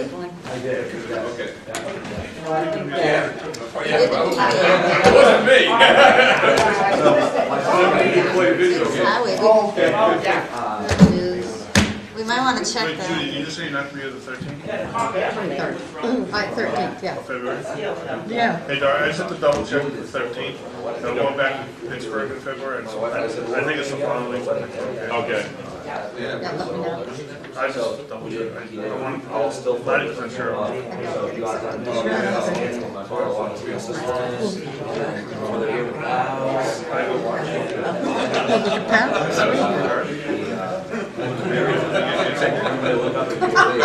drive. I love driving in the city. Oh, yeah. Good night, everybody. I just put my intake stuff. I don't think so. She is the Yeah, that makes sense. I don't think she can. Do you, As the commissioner. all right, so, we have Check a it out. but- petition zoning article, zoning amendment article from Tom and Lenore Mead. It's got the necessary number of signatures. It was submitted on time, so the board essentially has to set a date to have a public hearing for this. So we're scheduling our public hearing for zoning amendments for January 10th. So, I mean, you guys can just, I guess, quickly make a motion or just sort of express consensus to place that, that petition on the agenda for January 10th. We don't have a choice. Exactly. Yeah. We don't have a choice. I Well, made a motion to put it you- on the agenda. Is it automatic? Yeah, it's automatic. There's not 54 signatures on here, though. 25. There's not, there's 3 notes next to it. So It's not. I bet you can This isn't figure out complete. what happened. You're smart enough to do No, no, but You is there don't no have page pages? 2. Yes, you Okay, got it. all right, I just, All right. All right, so that'll go on there. Now we know. So then, that's settled. So now, so basically, tonight we have to put, I have to leave tonight with an agenda that I can send to the newspaper tomorrow for our zoning amendments. Okay. So there's that one, done. That'll go on the agenda. Now, I've submitted, I think, 6 other amendments. If you guys, we can go through them one by one, kind of like I think we did last year. We just need to determine whether they're good to go for public hearing. Or if you want to dump one of them, now's the time to scrap one of them if we want to do that. Change it. Yeah, anything they want to do. Yeah, Okay, so- let's start with number 1. Back to work here. I like it. Favor of the dog. Do you have that list out here, Diane, or do I have to go with my stuff? It really did. What's that? Do you have that list of them Yeah, out here? yeah. Just down the other side. Sorry. Yeah, this one Oh, was okay. good. I got you one here. Want to start reading now? Shit, this Does anyone else need one? Jane does also, I please. have it. Okay. Yeah, I need You do have it. Amendment 1. Well, here's the next one. I gave her mine. Okay. We'll share it. Everybody Thank you, does. sir. Yeah, thanks. Like the outside doesn't look like a business. I know. So my thought, has everybody read these? This is I read them, except for Establishment. I think number 1 should be site plan. For all the reasons that we site plan. By site plan. I think every home business is different depending on where it is. Okay, so you're You not have in favor. environmental issues, you have noise in the neighborhood, I mean. Yeah, I'm thinking the guy that wants to make a little wood shop making puzzles next to a neighbor and he's got all the dust. Well, and then, do you, noise. you know, when are there too many home businesses? And a home business can be as noisy as a gas station, It can depending also on be as deliveries. noisy as a home. Yeah, but you're gonna have deliveries. No, not necessarily. Depends on the home business, doesn't it? Yeah, I know, but nowadays with the interweb, you've got people doing business from their home. That's for another Over type the- of business, but you have other businesses that require, Well, what happens if I have? Product. What happens if I have 10 employees in my basement in my home business? there you go. And that's what I'm talking about. No home business is the same typically. No, right. And I think that they should be site planned. Well, the thing is, you have a bunch of noise ordinances and traffic and delivery type ordinances already that just apply in general. Yeah, sorry. But they don't really cover it. So we do have a disorderly ordinance, but it doesn't cover light pollution. It doesn't cover a lot of things. I think that's one of the general problems, though. 'Cause it's more like an industrial use. Like light pollution, you're talking about big. They don't have to be industrial big lights. You look at, you know, so everybody knows where I live. There's a big there's a grove of trees, there's a big field. It's downhill from the golf course. And you know that every morning I can hear them. You hear the golfers? I can hear the golfers. Do you know that I used to be able to go out in my field on a summer night and be just as black, and I could see the constellations just as clear. Yeah. Now I gotta wait until about midnight. Well, I know, but that's an actual business. It's It's not just a home golf business. course. But it's not a home business. It's just a golf course. But what does that have to do with this? It doesn't have 40-foot lights. It Well, doesn't. that should have been, you should have been there when they were building that, telling them to get rid of their lights. Well, I kind of recused myself on that one. Why did you do know, that? No, I wasn't even on the planning board then. But I'm just pointing out, I mean, Yeah. a home business sounds like just an incidental thing, but it's not. I have a home business, if you will. Yes, Derek? By the requirements set forth in the zoning ordinance, a home business has to be kind of like, feel like an incidental thing. Minimum requirements, a home business shall be conducted in a manner that does not give an outward appearance of or manifest characteristics of a business. So by saying that right there, that's why we're proposing this. We're saying the zoning ordinance has already chopped the thing down to something that can't even look like a business. So why require, once you've limited someone to that tiny sort of little bit of activity that they're allowed to do above a residence, why now make them come in for site plan review? You've already said you can't do, you can hardly do anything. You know, on deliveries, generally, delivery and pickup of materials or commodities to and from the premises by a commercial vehicle should not exceed 2 trips per week, except local deliveries such as UPS. So that's why we came up with it. We're saying if you're going to make it clear through the ordinance that they can hardly do anything, then don't make them come in for site plan review. At least make it a little bit easier by making it a special exception where they don't have that full checklist, you know, where they have to either turn in all those materials or seek a waiver for all sorts of required submission materials. that's where we're coming on that. Yes. Yeah, you've got somebody sitting at the table right now who has had to come in for site plan review, and I'm talking about Tilton Bakery.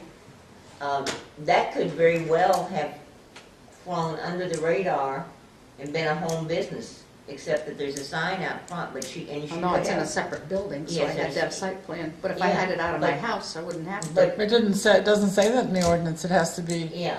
it can't be in So- a separate building on your You know, Don't tell me property. that, y'all made me do site plan. She actually has tractor trailers coming in there delivering stuff. So, you know, you can't, it's hard to say unless you talk about the home business. The particulars. We have a sign company that went in a very heavily residential area, and we had nothing but complaints for months from the neighbors. Really? No. For Buffalo Lancaster, because their deliveries, you know, even though it was supposed to be all through the mail, people call up their orders or go through the internet, people would stop and pick up their orders, they're gonna have this right away. And we had the garage door cup for people. That's right. So, She had to do a site. you know, it's as good, I'm not gonna say that, but I think it's a mistake. That's just my opinion. And if I could just add one more thing, just to make sure everyone's clear, our proposal is not to eliminate any review requirements. Is to change it from site plan review to a special exception before the ZBA. Thus, abutters would still receive notice, and there still would be a public hearing. So there would be an opportunity to place conditions upon a home At the zoning business. board of yes. You shouldn't be looking for lots of special exceptions. You're not supposed to make special exceptions in good planning, anyway. What? No, special exceptions are Different person, key this end element of the of table. zoning. This end of the table. This end of the table. Should we make it special exceptions?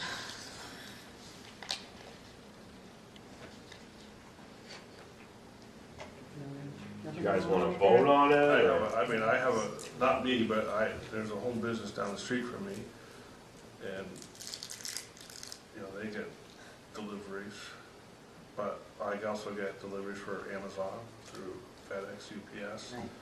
But, Exactly. but they also, occasionally, they also get tractor trailers that come down, and they have a hard time backing down that road. And I also get, you know, maybe once every 2 years, I get a furniture delivery that has a big box truck that comes down the road, blocks the intersection. But I think I'm trying to find if I have a home business, let's say I open up Eric's Travel Agency, and I have 10 people that wind up working for me because I'm really good at what I do and I can't handle the business for myself. And I can park people in my driveway, or I can park them on the road because there's no parking restrictions. Is it still a home-based business? If they're Right, required yes, to go it's to the big. zoning board for a special exception, then what's the difference for them being required to come to the planning board for a site plan? More work, Can I respond? yeah. I mean, A lot more items on the application? Yeah, it's a just lot more oversight, more a lot more paperwork. checking, being a lot more careful is what comes into town. with I the mean, planning I board. think if you look at a neighborhood, there's these noisy, the problem is usually noise. And it's, for me, it's not even the people with home businesses, which is, I mean, there's little kids selling eggs from their house. That's a home business.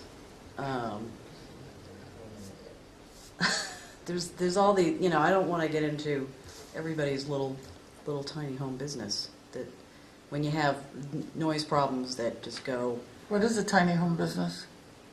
What's a big home selling business? eggs, selling crafts. What's a big home business? We don't have that defined either. That's another problem. So it's not going to be defined because I think it's just too vague now with the internet. People work from home.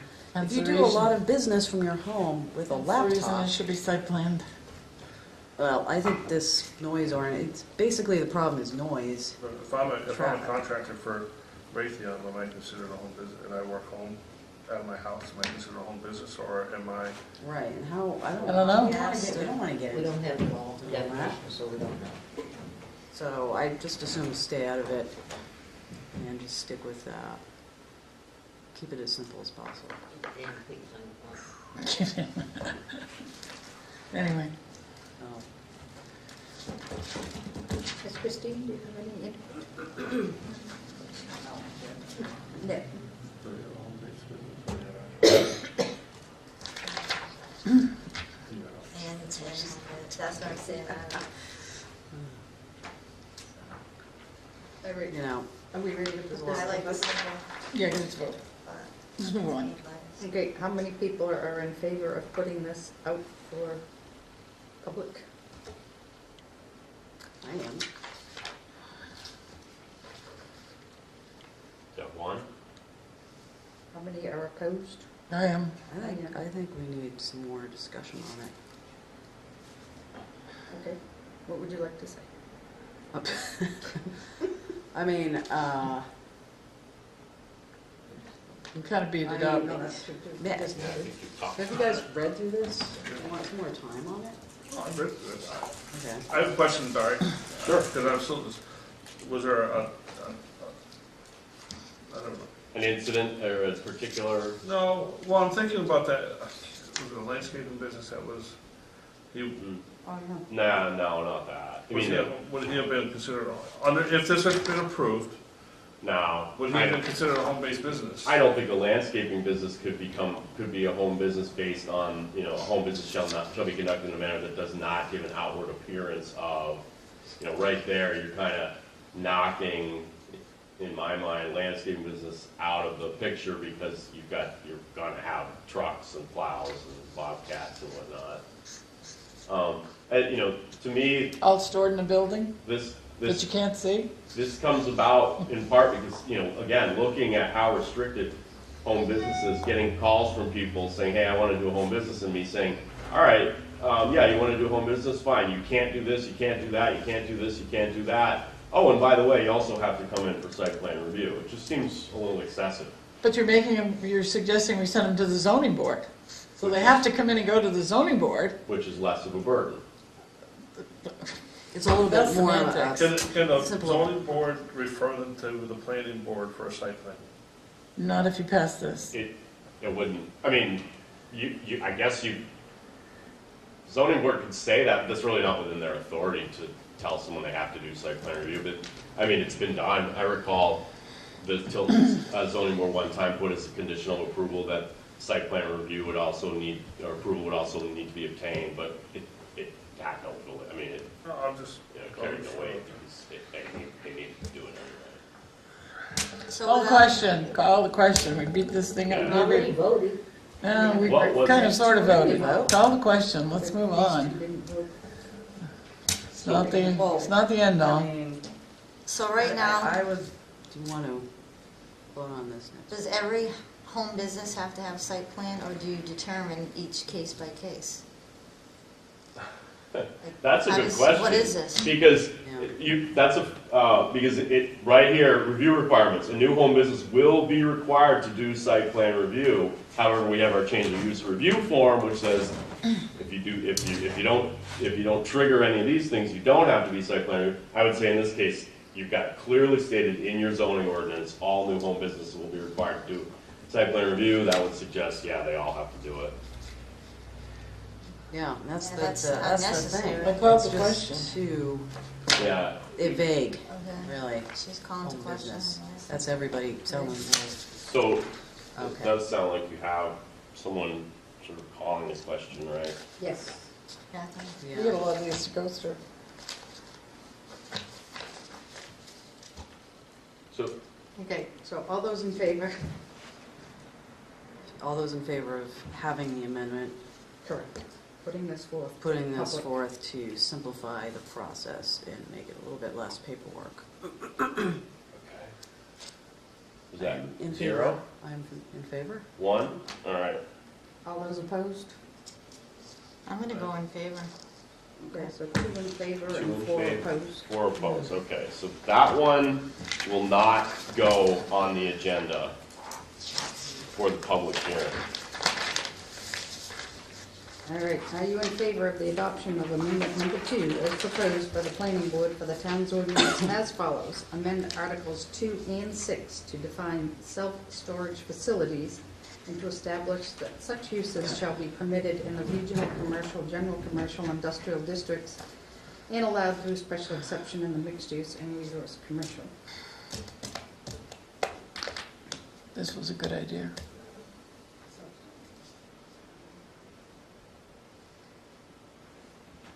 It's Why RA. the change? Oh, rural Why agriculture. change? Yeah, right. Right.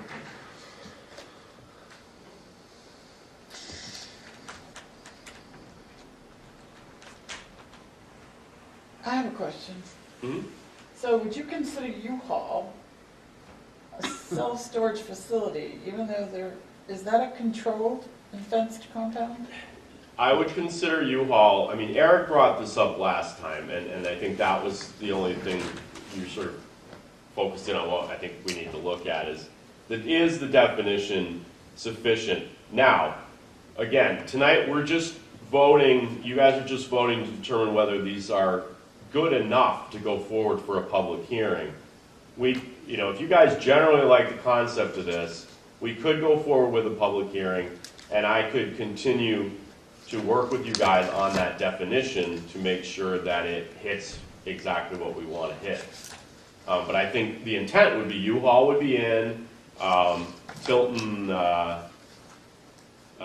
Storage, the new one over by Hannaford, would be included in this.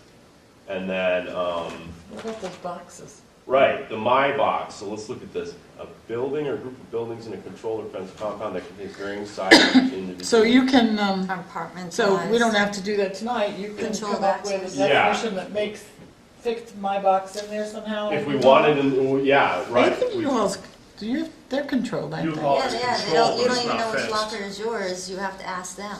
It's That's controlled controlled. access, but it's not fenced. So it's okay, and or, To okay. get to my All box, right. you have to ask ahead. I Yeah, think- you I think don't this even know is- which one's yours. I think this is definitely something we want to move forward because we don't have a definition.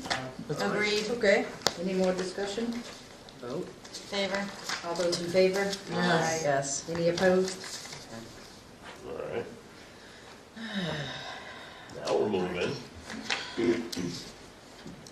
You in favor of the adoption of amendment number 3 as proposed by the planning board for the town zoning ordinance as follows. Amend Article 3 to establish that the town requirements of the parking provisions table shall not apply to the downtown district. I think this is good. That only makes sense. Yeah, we kind of have to. Is there any discussion on this one? I thought we did it already, but I guess. Pardon? I thought we did it already, so. Well, there you go. All those in favor? Yes. Aye. Any opposed?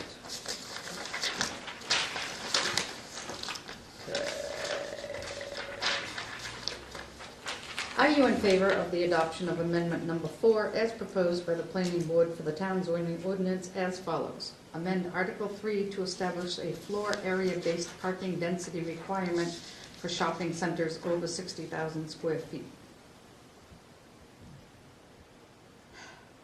Add the following definition: shopping center, a building or group of buildings containing 2 or more retail, service, or restaurant businesses interconnected by corridors or ways separate from the public highway system.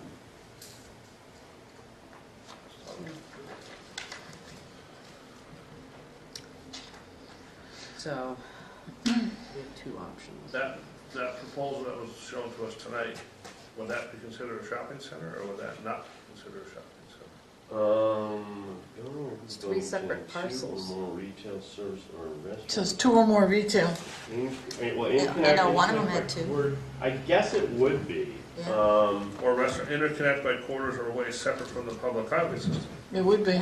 It would be, Sidewalks, crosswalks. Well, they have a road that goes across the front of it too. I'm just curious. and then I think they might not be over 60,000 square feet. I'm not sure on that one. It was more of a question, but that would be 3,000. Or option 2 is 25,000 of them? Yeah, they're not over 60. Option 2 is straight out of Manchester, and it's what Manchester far as I don't know how long they've had it, but, you know, it's something that's in their zoning ordinance that seems to work for Manchester, so it would kind of seem safe. Ours is a little more conservative, where the threshold is 60,000 square feet. So if you're under 60,000 square feet, you have to go with the other lines on the table, whereas the Manchester one goes all the way down to 25,000 square feet, which I think would definitely include, all right, I can't say for Well, sure. we're kind of built out. I mean, the Lowe's lot, but the lot across from Lowe's and the existing malls, and then the only other area is the J. Jill property. Yeah. I think what this actually allows for infill development, it allows for our you know, like you said, if we're built out and the only place to develop is maybe at a Five Guys or Starbucks, for example, you know, this allows for more of that. And I think we're seeing sufficient parking. We're like, you know, let's take the Shaw's example. On the ground observation from everyone is, yeah, they can certainly accommodate another coffee business in there. Especially on Sunday. Well, yeah, but, right. But according to our parking regulations, they can't. So this is to try and create opportunities to expand the tax base with infill development in a way that works environmentally. It's crazy. Okay, any discussion on, in general, and then option 1 or option 2? All right, I'm in favor in general.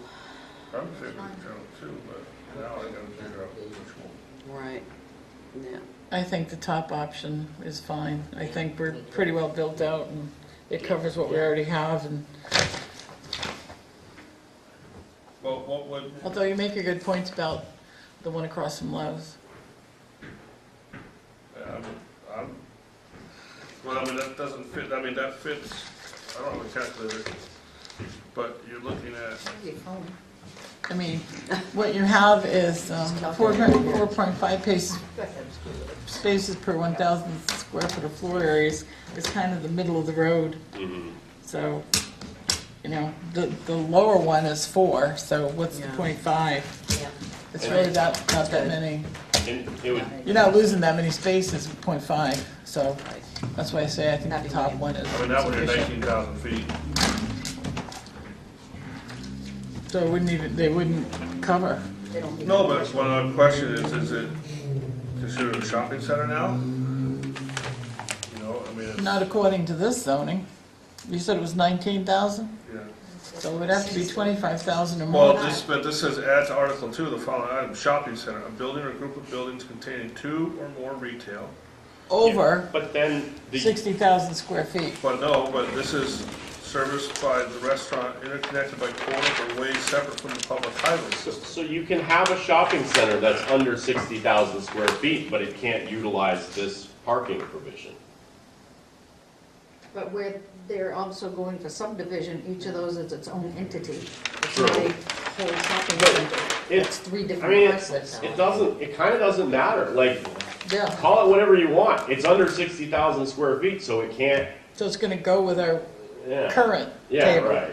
But take the Shaw's building, if they wanted to add something there, Yeah. Then they use this. They would use this. well, then you'd be, I guess I'm trying to, in a way, encourage some development too. You know, Yeah. and does one of these encourage more development versus the other one? Oh, I think the lower one probably creates more opportunity. However, I think it starts to get down into some of our, you know, I mean, it's a more of a change. It seems like the first one's maybe a safe way to go. Say, let's give this a shot. It's not going to create, you know, it's a good start. It addresses the issues that we've been finding over the last few years, where we're requiring people, you know, we're saying no to people because they don't have enough parking, when clearly we see they do have enough parking. My concern with option 2 would be, you know, I haven't had the opportunity to do an assessment of, you know, where does 25,000 fall in our overall retail I don't think scheme? there's anything really much under 25,000. Right, so then all of a sudden you're essentially pulling in a lot of stuff, and maybe it makes sense a little bit more to give us a chance to see how this flies for a couple of years and then look at that second option. Option one. Yeah. I think that point is Okay, well all those, taken. all in favor of option 1? Yes. Aye. All in favor of option 2? No. Thank you. Next. Okay, Amendment 5, are you in favor of the adoption of Amendment 5 as proposed by the planning board for the town zoning ordinance as follows? Amend Article 6 to separate apartment and condominium uses from multifamily uses and to designate that apartment and condominium uses shall be permitted in the village residential mixed-use and downtown districts, not permitted in other districts, and multifamily uses shall be permitted in the downtown district and not permitted in all other districts. Okay. Somebody explain that to me. Yeah. This What? this is, so it is hard to explain for whatever reason, maybe just because I'm bad at explaining things, but it's like, you can't, okay, so our charter permitted uses and our table of dimensional values are out of whack here. So you're saying that currently it says, well here, I'll just read why the change. The charter permitted uses indicates that apartments, condominiums, and multifamily uses are permitted in the mixed use and village residential districts. However, the table of dimensional values sets the dwelling unit density at a maximum of 2 units per lot for both zones. So the table of dimensional values says you can only have 2 units per lot in those zones. However, multifamily is defined as more than 2. So it's saying you can have multifamily, which is by definition more than 2 units on one chart, and then the other chart it says you can only have 2 units. So it doesn't work. So this is simply just bringing the 2 charts into conformity, and I basically did it in the least. So the proposed changes bring conformity between the 2 tables by adopting the more restrictive application of existing standards. So rather than saying, oh, because the charter permitted uses says you can have multifamily, I didn't go change the table of dimensional values to allow more than 2, because I know from history that number of dwelling units allowed in a zone is something that's been fairly openly and contested throughout the years here in Tilton. And I know there's even a note that says one year they were tied essentially, and so it failed and this and that. And so it seemed to me that it wouldn't be right to just go change that 2 to a 3 when it seems to me that people are pretty steadfast in saying they don't want more than 2 dwelling units per lot in that district. So it's a no-brainer. That I definitely proved that I'm What is bad the at explaining. definition difference between a multifamily and an apartment? What's that? What is the definition difference between a multifamily and an apartment? If I have a multifamily of 6, I think then why is that not an apartment? there's an overlap. So an apartment in Tilton, by Tilton definition, you could have a building with 2 apartments in it, say. You could have a building, I guess, with 1 apartment in it. Yeah, you could have a building with 1 apartment. Multifamily is by definition more than 2 units. So what could you say? There are apartment buildings, all multifamily, or most multifamily buildings are also apartment buildings, but not all apartment buildings are multifamily. It's kind of like one of those Venn diagram kind of things. Can we change that very last part of the mixed use in downtown districts and not permitted in all other districts, and that multifamily uses shall only be permitted in the downtown district, period? Okay, let's see here. And just eliminate and not permitted in all other districts?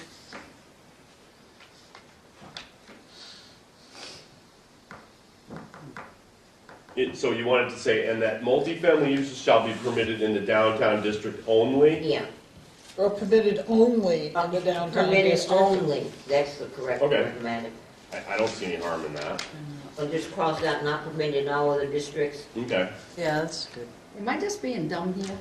No, I'm Proposed still, building is what? How many apartments? But Those are why can't we apartments. call those multifamilies? You so can't. what is a multifamily building? opposed to an apartment building. Okay, so So, I mean, we have boarding houses, Yeah, that's a separate thing. Are you talking about a single-family home that's got multiple families living in it? I think that Or is it There- really the same thing? there's there's overlap, and where they overlap, there's not difference. So when you've got a building that has, when you have a multifamily, you can have a multifamily building with apartments in it, you know? But if you have a building with 2 apartments in it, it's not a multifamily building, because it doesn't have 3 or more units in it. Apartment. This is a like- dwelling unit and multiple So dwelling. multifamily is 3 or more? Yeah, Is Why that would in you our say definition? yeah, Okay. yeah, So multifamily is 3 or more. yeah. Well, there you go. So if I have a building and it has 1 apartment in it, it's not multifamily, Right. even though there's more than 1 family living in it, because our definition says 3 or more. I don't like the definition. So is it not an apartment? If what, is what not an apartment? What'd you say? Multifamily. Well, A multifamily is So an if I have apartment, an, so, if I have an here, apartment Yeah. in my house, in 1 corner of my Oh, house, that's one apartment. and I live in it, of my family, I'd call it a duplex. That's my, and it wouldn't be a multifamily building, but if you had 3 dwelling units in the house, you'd have apartments, and you'd have a multifamily building that has apartments in it. so if somebody wants to come build a Which is multi-family Apartment building. apartment building, huh? No, because you can't. You can, That yeah. means it's Yeah. 3 or more. It's dwelling units. It's like apartment is defined as a dwelling unit in a multiple dwelling intended or designed for use as a residence.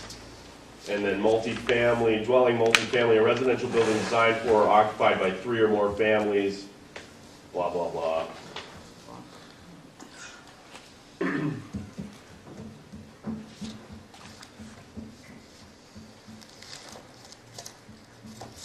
Is there any more discussion?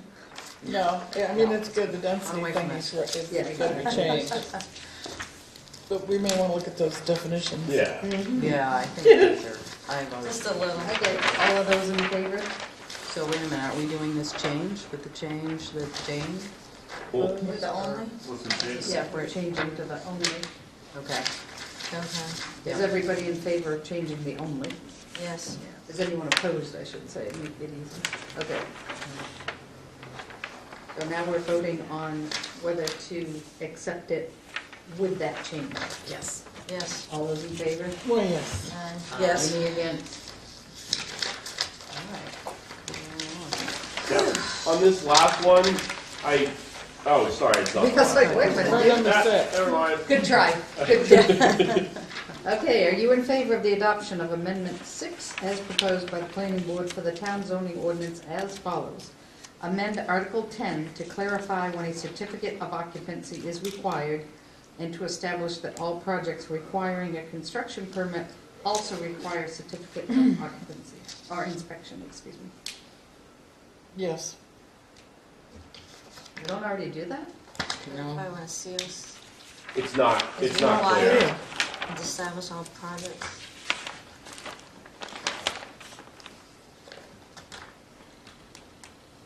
This.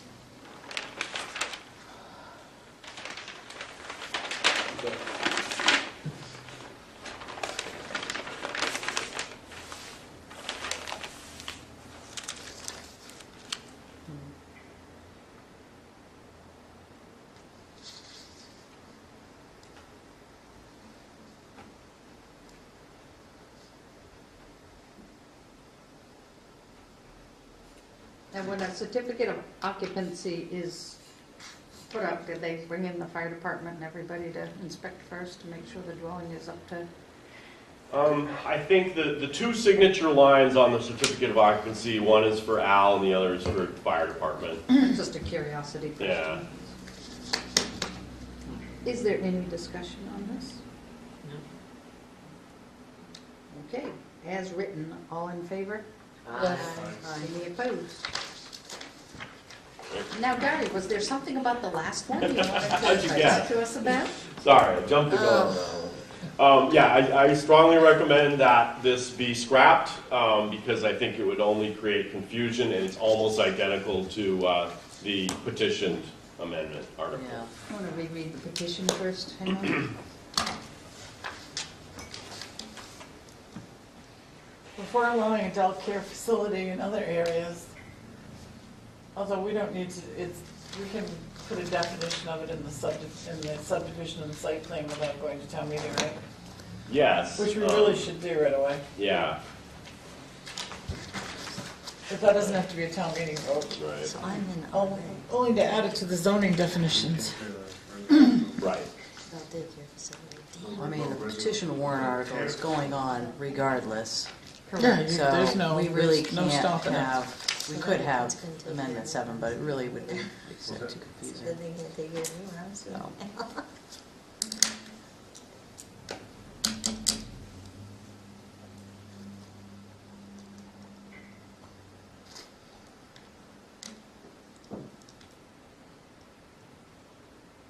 Is there any discussion on this? Well, like I just said, we already have the petition one going on, so it wouldn't make any sense to have two. All those in favor Of scrapping it? of scrapping it? Yes. Yes. All right, yes. Any opposed? Scrap away. Second. All those in favor? Aye. Leave. Okay. Adjourning, is that what you said? Yes. Okay. Oh, wait a minute, do we have any correspondence? It's, I mean, you guys can take a look whenever you want. Well, here, I'll just pass them around real quick. I don't recall anything in there needing action of any sort. And Eric, I have to apologize for my wise bike guy comment earlier about the 54 signatures. Sorry. Well, I just, Oh my God, they're Where is putting in this? RVs? I knew you knew. Yes. Is that a yuck? Yeah, they're like, they They're look like really homes nice. type of Yeah. RV thing, Yeah. pigs. Something that used to be roast beef, RVs. it's no longer identifiable. I know, what did you say about it? I thought you said RV. Oh, my God. Cardigan Ford. What? Sorry, where's What, say it Cardigan again, say it Ford? again. Ah! That is, it's off Laconia Road, it's, what do they call it? I always forget the name of it. Where are you? Is it Lockyer, Lockyer Cardigan Meadows. Court, is that called Lockyer Lockyer Meadows? Meadows. There's one other, I always get the two mixed up. Yeah, that is neat with the, not weed. They saved you a couple things over here too. Didn't we save her this book? Yes. Give her book. We're buying it. Does it save them? You saved one? Oh, stop reading it. Oh, you know this. Oh, the, yeah, Conceptual. seasonal, it's really mobile home park. No, Oh, yeah, that's a mobile home I park. think That's a they have to mobile have home park. one bedroom. Or they can't establish the residence there, it's a whole lot of it. That's what Tom. So they actually truck in RVs, make them look like a house. and You sell 'em. know how hard it is to enforce a seasonal development like this? No, I do not. No. But we're going to learn. What's seasonal? We're Well, adjourned. They They said said February they were 1st to going October to. 31st. They did say the date. Yeah, they said that's their firm date. Oh, So they're gonna be that's good. closed the rest of the year. Yeah, they're shutting the water down and winterizing it, blah, blah, blah, blah. by next October. Boy. No. Well, Cameron's doing a dance up here, so you better. Our dates on the-